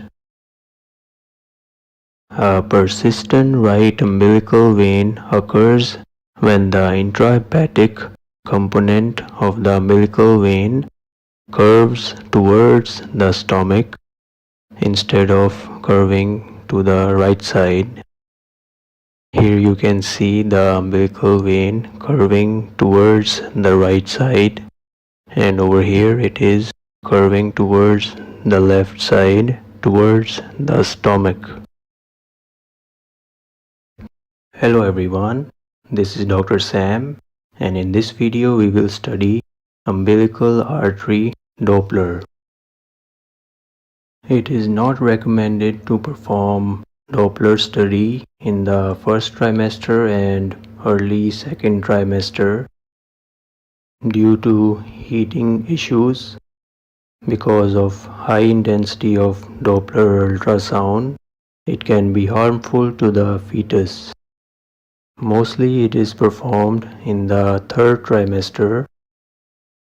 We can perform Doppler study at 3 locations by placing the sample volume at specific points. The first is the placental end of the umbilical cord.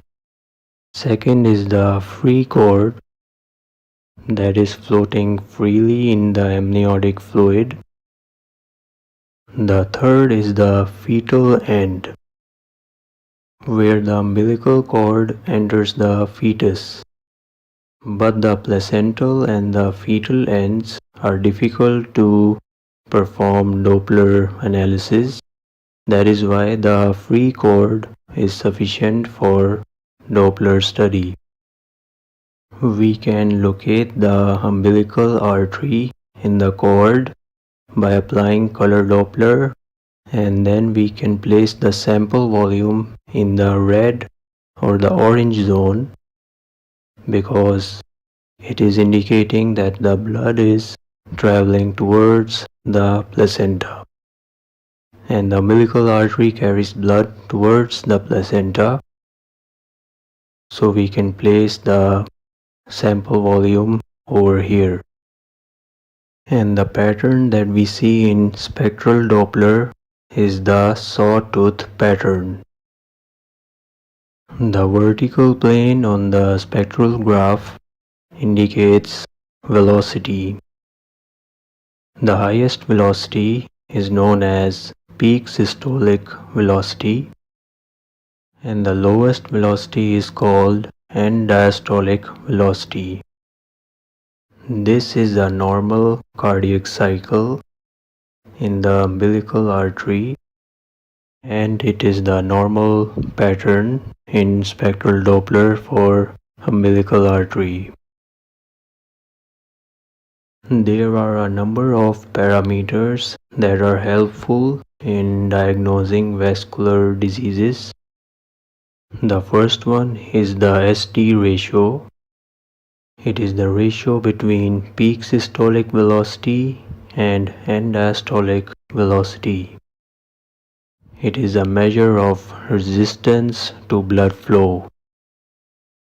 If there is a higher resistance to blood flow, the ST ratio will be higher.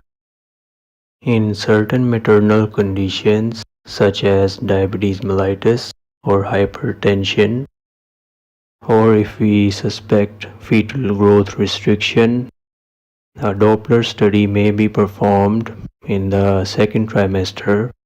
The normal ST ratio at 20 weeks is 4, and by 30 weeks it is 2.8, and it further decreases to 2.1 at around 39 to 40 weeks. This shows us that blood flow resistance decreases over time. The pulsatility index formula is PSV minus EDV divided by time average velocity. It is also used in measuring resistance to blood flow, and it decreases over time as well. The resistive index is calculated by this formula, PSV minus EDV divided by PSV. It also decreases over time. Now we will compare the normal spectral Doppler to the abnormal spectral Doppler of umbilical artery. In reduced end diastolic flow, the EDV is low. That means the end diastolic velocity is reduced. The ST ratio and resistive index are higher. This indicates that there is resistance to blood flow, and it may indicate placental insufficiency. The ST ratio is very high, 7.3, and the resistive index is also high. It is 0.86.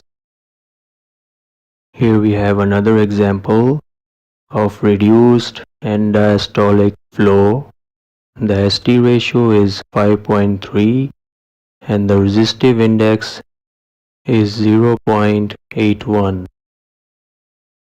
In absent end diastolic flow, the EDV is 0. You can see the difference in EDV.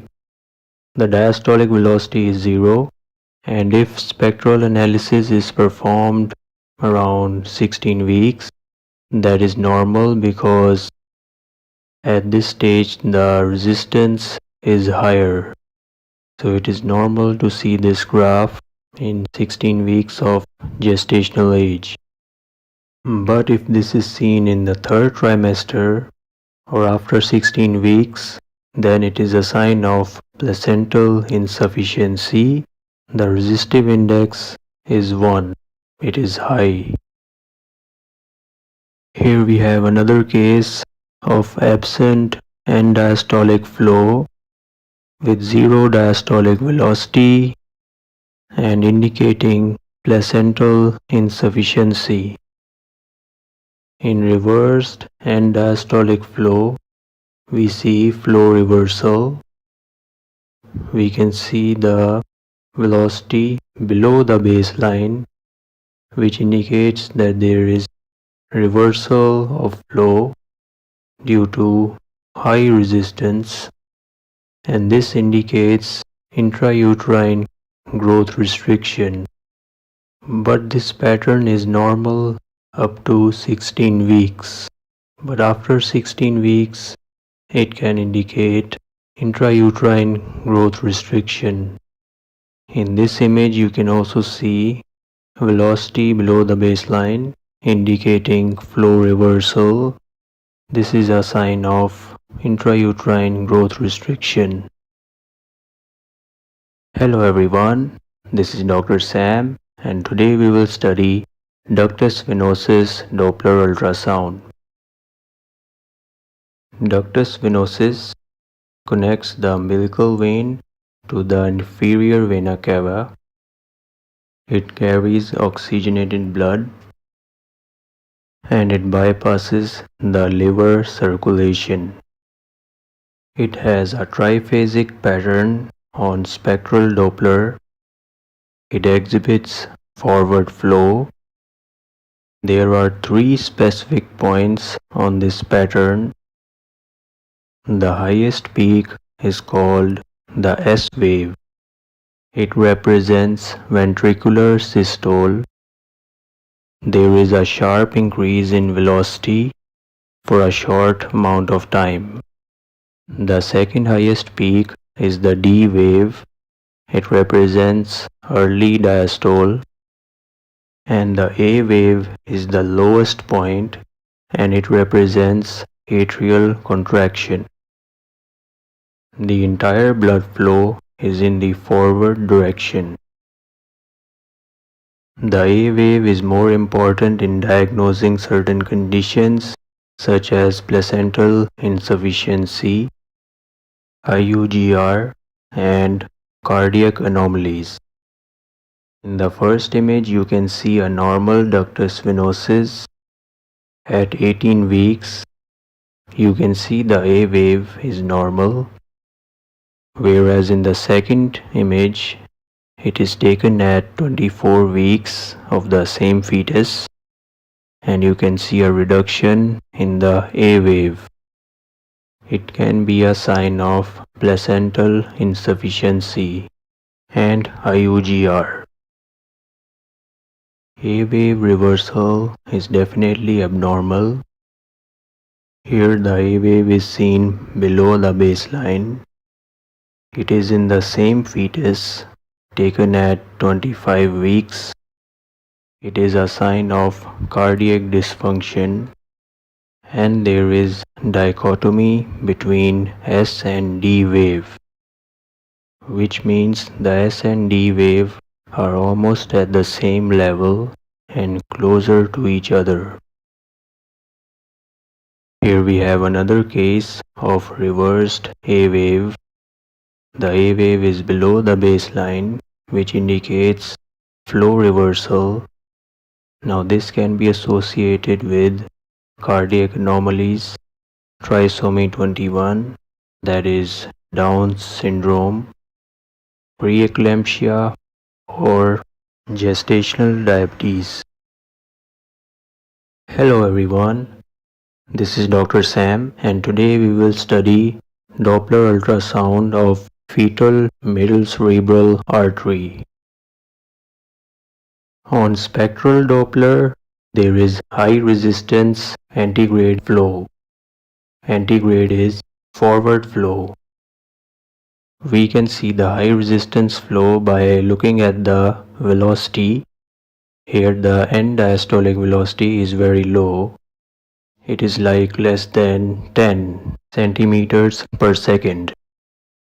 The normal SD ratio of MCA must be higher than the SD ratio of umbilical artery, and it may show flow reversal at the diastolic section. It can be due to increased intracranial pressure because of applying pressure with the probe. The cerebroplacental ratio can be calculated by using this formula: pulsatility index of MCA divided by pulsatility index of umbilical artery, and it should be more than 1:1. If it is less than 1:1, it will be abnormal. The pulsatility index is another parameter to measure blood flow resistance. We can use it to calculate cerebroplacental ratio. It must also decrease over time. Here are some approximate values, some examples of pulsatility index. At 20 weeks, it is 1.97. And by 37 weeks it has decreased to 1.15. A low resistance flow is abnormal. We will see high velocities. Here you can see the PSV is almost 80 centimeters per second, whereas in the normal case it is below 40 centimeters per second. And the ST ratio is very high, 8.57. This can be a sign of fetal growth restriction or anemia. The brain sparing effect causes this low resistance flow. It is an abnormality and it is a sign of fetal growth restriction. The head circumference can be normal, but the abdominal circumference is decreased.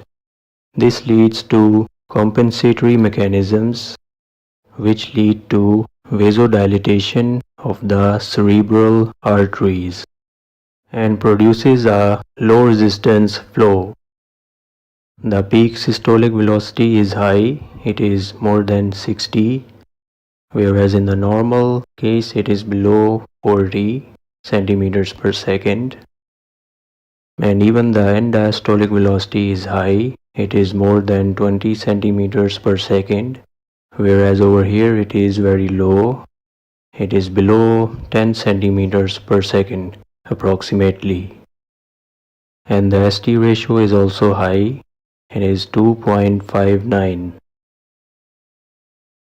Hello everyone, this is Dr. Sam, and today we will study fetal gender determination on ultrasound. Fetal gender can usually be determined around 16 weeks of gestational age. In some cases, It can be difficult to determine the gender at this stage because of fetal position that makes it difficult to visualize the genitalia properly. Here we have a male fetus at 17 weeks. It is a transverse view of the perineal region. We can see the penis and a small scrotal sac between the thighs. These are the thighs. This dome-shaped structure is the scrotal sac. And over here is a fetus of 16 weeks gestational age. We do not see the scrotal sac or the penis, but we can see the umbilical cord at this region. This cord can be mistaken for male genitalia, so always take care while scanning the perineum. It is better to wait before declaring the fetal gender. Here we have an image of 18 weeks. We can see the penis and the scrotal sac as well. This small dome-shaped structure is the scrotal sac. We can also see the bladder here. And over here we have an image of 19 weeks. In a female fetus, the labia will appear as 3 to 4 hyperechoic parallel lines in the perineum. These hyperechoic lines are helpful in determining the gender. The gender will be female. It is partially obscured by the shadowing due to the femur over here, but we can still see the labia. As the fetus grows, the genitalia become more prominent and we can see them more easily. Here is a 19 weeks male fetus. We can see the penis and the scrotal sac more clearly. This is an image of a female fetus of 20 weeks. We can see the labia. We can see 3 parallel lines, but in this image they are not appearing as lines. They are somewhat appearing as dots, but it is still helpful in determining the gender. At 24 weeks, the appearance of the labia is even more clear. We can see the hyperechoic parallel lines very clearly. Determining the gender becomes more easier as the fetus grows. Usually by 32 weeks in a male fetus, the testes will descend into the scrotal sac and they can be visualized. In this image, however, we do not see the scrotal sac, but we can see the male genitalia. And over here we have a female fetus of 31 weeks. We can see the soft tissues of the labia as well, along with the hyperechoic lines. This is an image of a 34 weeks old male fetus, and we can see the testes within the scrotal sac. Also there is some fluid outside the testes, the hydrocele. In the third trimester, such hydrocele are a normal finding. Here is an image at 35 weeks. We can see the male genitalia very clearly. We can see the testes within the scrotal sac. Hello everyone, this is Dr. Sam and this video is about fetal presentations on ultrasound. Fetal presentation can be seen in a longitudinal view. The cephalic presentation is the most common and an ideal presentation for normal delivery. The fetal head is directed towards the cervix. It will be seen on the right side of the image. The fetal body will be directed towards the fundus, that is the upper part of the uterus. The body is seen on the left side of the image in a longitudinal view. Fetal lie is the relationship between the long axis of the fetus and the mother's spine. In these images, a longitudinal view is taken. The fetus is also appearing longitudinally inside the uterus. So this is a longitudinal lie. The fetal spine is oriented parallel to the mother's spine. This is a cephalic presentation with an anterior spine. The spine is facing anteriorly. This is also a cephalic presentation. Regarding cephalic presentation, there are two orientations. The first one is cephalic spine posterior.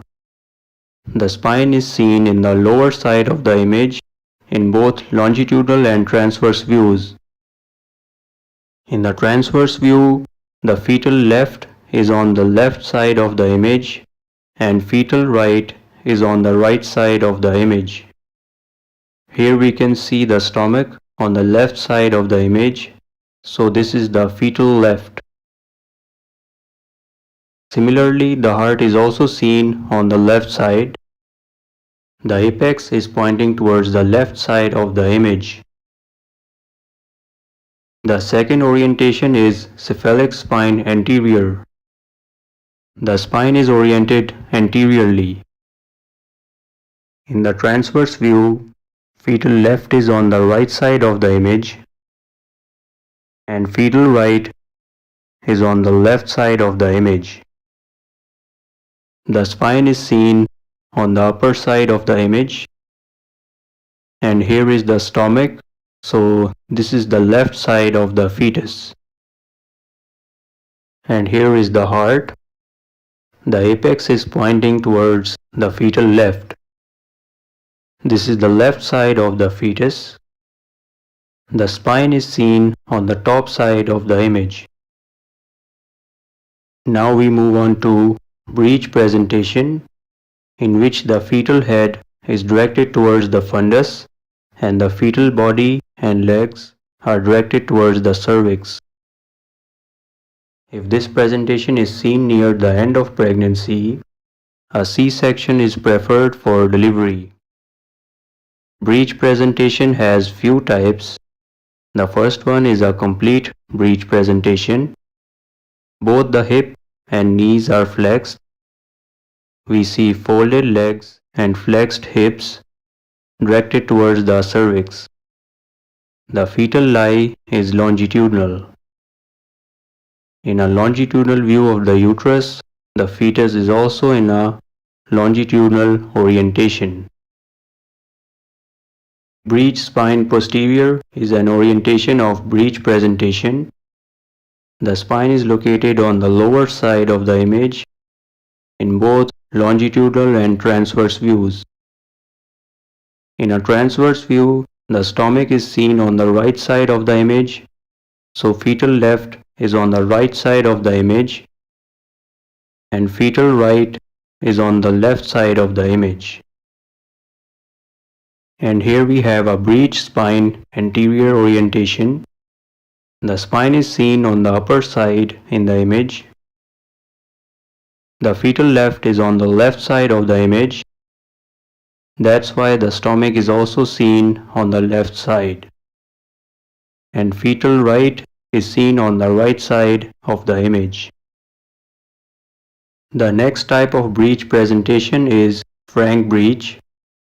It is the most common type of breech presentation. The hips are flexed and both knees are extended, directing the feet towards the fundus. The fetal lie in this presentation is also longitudinal. In a footling or incomplete breech presentation, one foot is directed towards the cervix.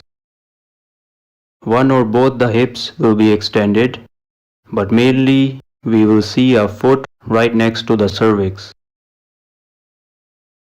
In a transverse lie, the fetus is positioned horizontally across the uterus.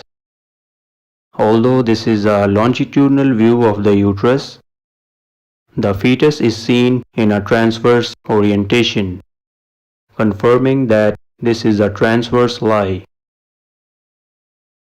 In a funic or cord presentation, the umbilical cord is found right next to the cervix. Color Doppler is very helpful in locating the umbilical cord.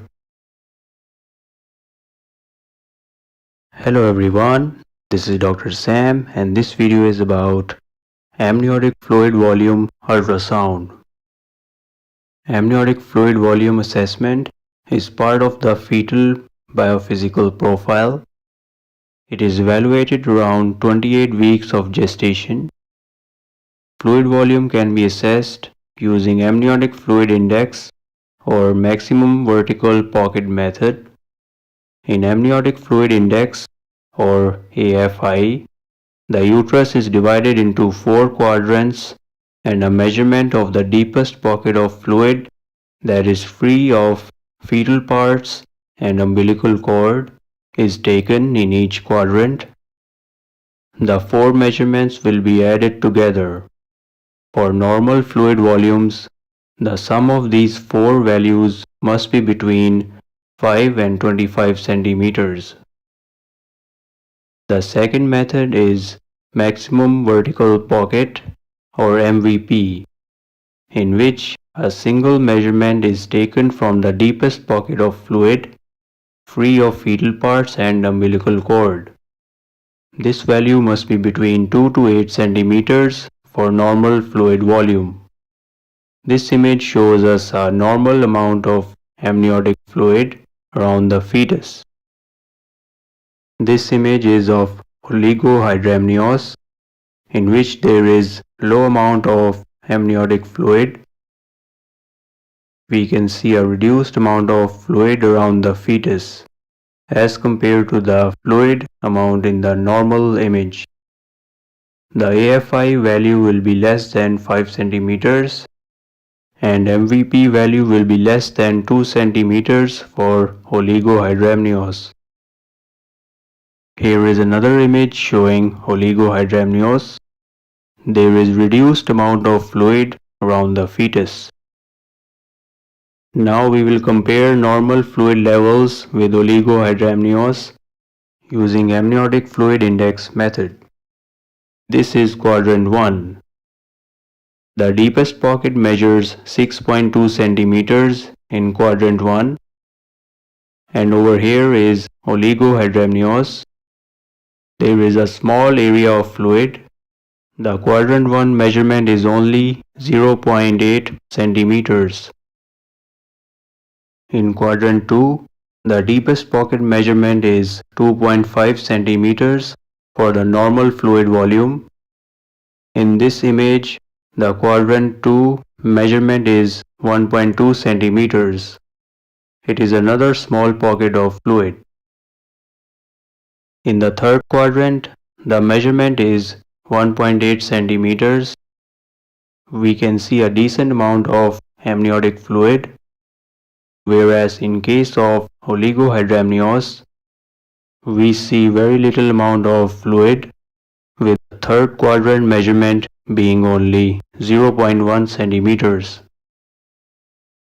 The last measurement is taken in the fourth quadrant. It is 4.4 centimeters here in the normal image. And in this image of oligohydramnios, we do not see any fluid in the fourth quadrant. So the Q4 value is 0. For the normal fluid volume, by adding the values of all 4 quadrants, we get an AFI value of 14.9 centimeters. And for oligohydramnios, it only adds up to 2.1 centimeters. In maximum vertical pocket method, the normal value is between 2 to 8 centimeters. In this image, the single deepest pocket measurement is 5.8 centimeters, so that is normal. And in oligohydramnios, we see a very small area of fluid. The measurement is 1.3 centimeters. In polyhydramnios, there is an abnormally large volume of amniotic fluid. The AFI value will be greater than 25 centimeters and MVP value will be greater than 8 centimeters. By general observation, we can see a large volume of amniotic fluid around the fetus. Here is another image of polyhydramnios. We see a large amount of amniotic fluid around the fetus. Now we will see polyhydramnios by using AFI method. The normal images are the same as previous ones. This case is of polyhydramnios. Quadrant 1 measurement is 5.6 centimeters. The quadrant 2 measurement is 8.5 centimeters. We see a large pocket of fluid. The third quadrant measurement is 6.9 centimeters. And the fourth quadrant measurement is 8.2 centimeters. The total sum of all four values is 29.2 centimeters. So this is polyhydramnios because it is more than 25 centimeters. By using maximum vertical pocket method, this fluid pocket is 11.5 centimeters. So it is polyhydramnios because it is more than 8 centimeters. In anhydramnios, there is complete lack of amniotic fluid. The placenta is stuck to the fetus and we cannot see fetal parts properly. No amniotic fluid is found. Hello everyone, this is Dr. Sam and today we will study twins ultrasound. Twins are classified as monozygotic or dizygotic based on the type of fertilization. In monozygotic twinning, a single egg is fertilized by a single sperm. This is further subdivided based on the number of chorionic and amniotic sacs. Its first subtype is monochorionic monoamniotic, in which there is only one chorionic sac and one amniotic sac. Only one yolk sac and one placenta will be present. The twins will be identical with same gender. No intertwin membrane will be seen between the twins. The second subtype is monochorionic diamniotic.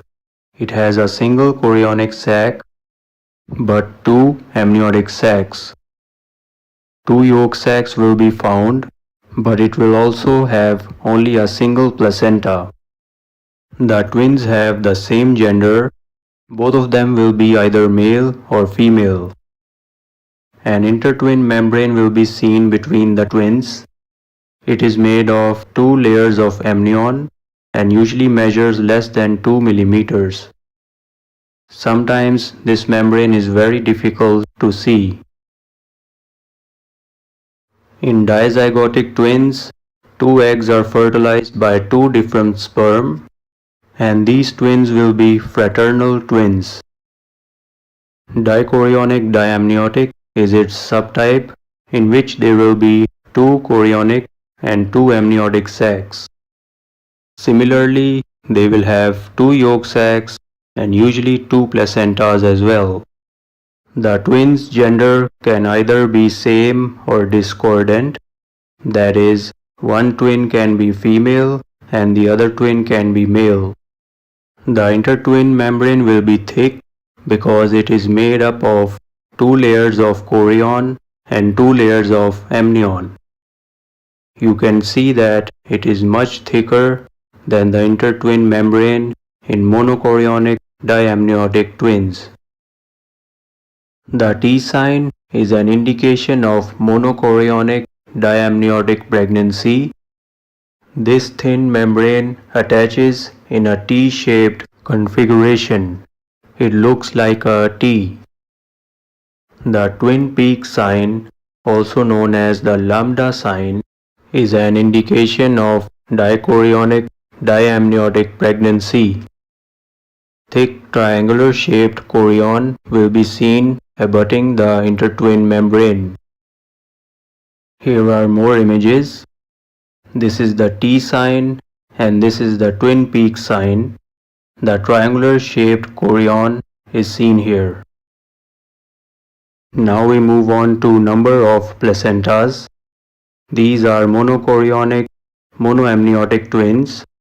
We see only one placenta that is supplying both the twins. Dichorionic diamniotic twins usually have two separate placentas, but in some cases there is fusion of the placentas if they are close to each other. They will appear as a single placenta. Measuring amniotic fluid volume is important.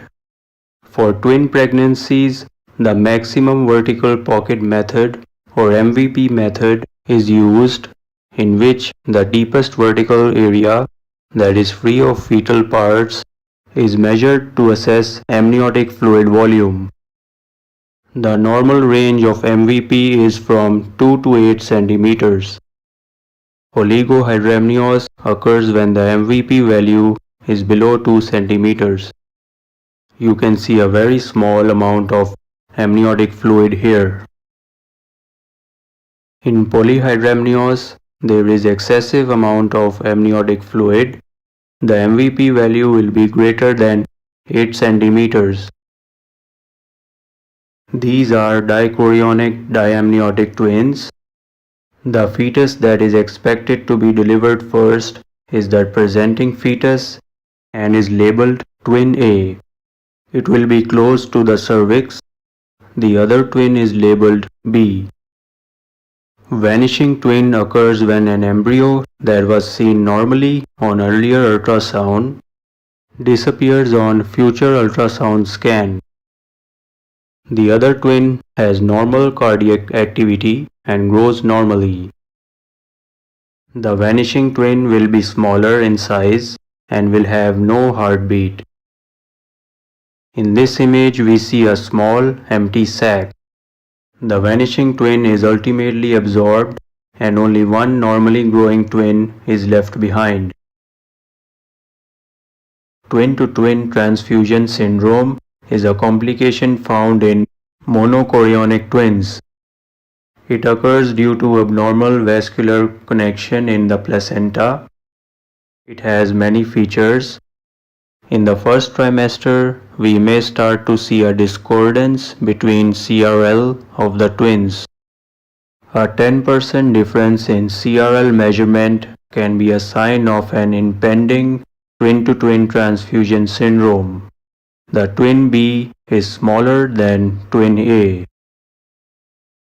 A nuchal translucency discordance of greater than 20% is another sign of twin-to-twin transfusion syndrome. Here you can see a significant difference between NT values. Pulsed wave Doppler is very helpful in diagnosing twin-to-twin transfusion syndrome. Regarding ductus venosus, we may find A wave reversal in at least one of the twins. We will see the A wave below the baseline. The normal A wave is above the baseline. Intertwin membrane folding may also occur, and it may be a signal of twin-to-twin transfusion syndrome. Twin-to-twin transfusion syndrome has 5 stages. In stage 1, polyhydramnios is seen in one twin and oligohydramnios is seen in the other twin. The twin suffering from polyhydramnios is the recipient twin and the twin suffering from oligohydramnios is the donor twin. Stuck twin can occur in the donor twin. Due to very low amount of amniotic fluid, the donor twin may get attached to the uterine wall. It will have a fixed position. This is the intertwin membrane resting above the stuck twin. In stage 2, the donor twin will have a small or non-visualized bladder. This is in association with oligohydramnios. The recipient twin will have an enlarged bladder along with polyhydramnios. Here is another image showing non-visualization of bladder in donor twin, and the bladder is visualized in the recipient twin. In stage 3, abnormal Doppler values will be seen. The umbilical artery SD ratio will be elevated. Abnormality in A wave of ductus venosus can occur as well. In these images, there is A wave reversal in twin A and a deeper A wave in twin B. For umbilical artery, reverse diastolic flow may be observed.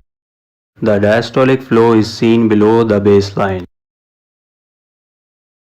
Fetal hydrops is in the fourth stage of twin-to-twin transfusion syndrome. Excessive fluid collection will be found in at least two components. Here we see ascites and soft tissue edema. It usually occurs in the recipient twin. These components include pericardial effusion, pleural effusion, ascites, generalized edema, enlarged placenta, hepatomegaly, and polyhydramnios. Skin edema causes skin thickening. In this image, we see ascites as well as pleural effusion. Here we have pericardial effusion and cardiomegaly. We see an enlarged heart and accumulation of pericardial fluid. In the final stage of twin-to-twin transfusion syndrome, death occurs in either twin. Twin embolization syndrome is a rare complication in the surviving twin after the death of co-twin. The damage is actually ischemic rather than embolic. Most commonly, brain injuries are involved. Here we see fluid in the cisterns of the brain, suggesting brain injury. Brain injuries include intraventricular hemorrhage, hydrocephalus, or porencephaly. Abdominal abnormalities include gastroschisis, in which there is a defect in the abdominal wall, which will cause herniation of usually bowel and other organs. Here the small bowel is seen outside the abdomen. The surviving twin may suffer from hydrothorax, which is basically a large pleural effusion. Acardiac twin is an abnormality in which a twin grows without a functioning heart. It is also called twin reversed arterial perfusion sequence or TRAP sequence. It is a monochorionic twin abnormality. Doppler analysis shows flow reversal in umbilical artery. The direction of flow is towards the acardiac twin instead of being towards the placenta. Acardius annephus is the most common type of acardiac twin. In this type, the legs will be formed normally, but there is absence of normal head and brain structures. In Acardius anceps, partially formed limbs and some organs can be seen. Acardius amorphous contains unrecognizable structures and organs. We cannot see any normal organs in this acardiac twin. Acardius accormus is the rarest type of acardiac twin. Only fetal head is formed. Umbilical cord entanglement can occur in monochorionic monoamniotic twins. The cords of both the twins form a knot as they entangle. We can confirm an umbilical cord entanglement by using color Doppler, which enhances its appearance, and we can clearly see the entwined umbilical cord. On pulse wave Doppler, reduction in end diastolic flow is seen. You can see a notch in the end diastolic waveform. Conjoined twins refer to fusion of fetal twins. The twins are attached to each other. You can see the fusion of the chest and abdomen. The head level of both the twins will persistently remain at the same level. In most of the cases, the twins will be facing each other. Thoracopagus refers to twins that are conjoined at their chest, and Omphalopagus refers to twins that are conjoined at the abdomen. This image has fusion of both the chest and abdomen, so these are named thoraco-omphalopagus twins. Craniopagus refers to fusion of any part of the skull of the twins. Here is the fusion of the skull between the twins. Thank you so much for watching. Please subscribe and stay tuned for more imaging videos.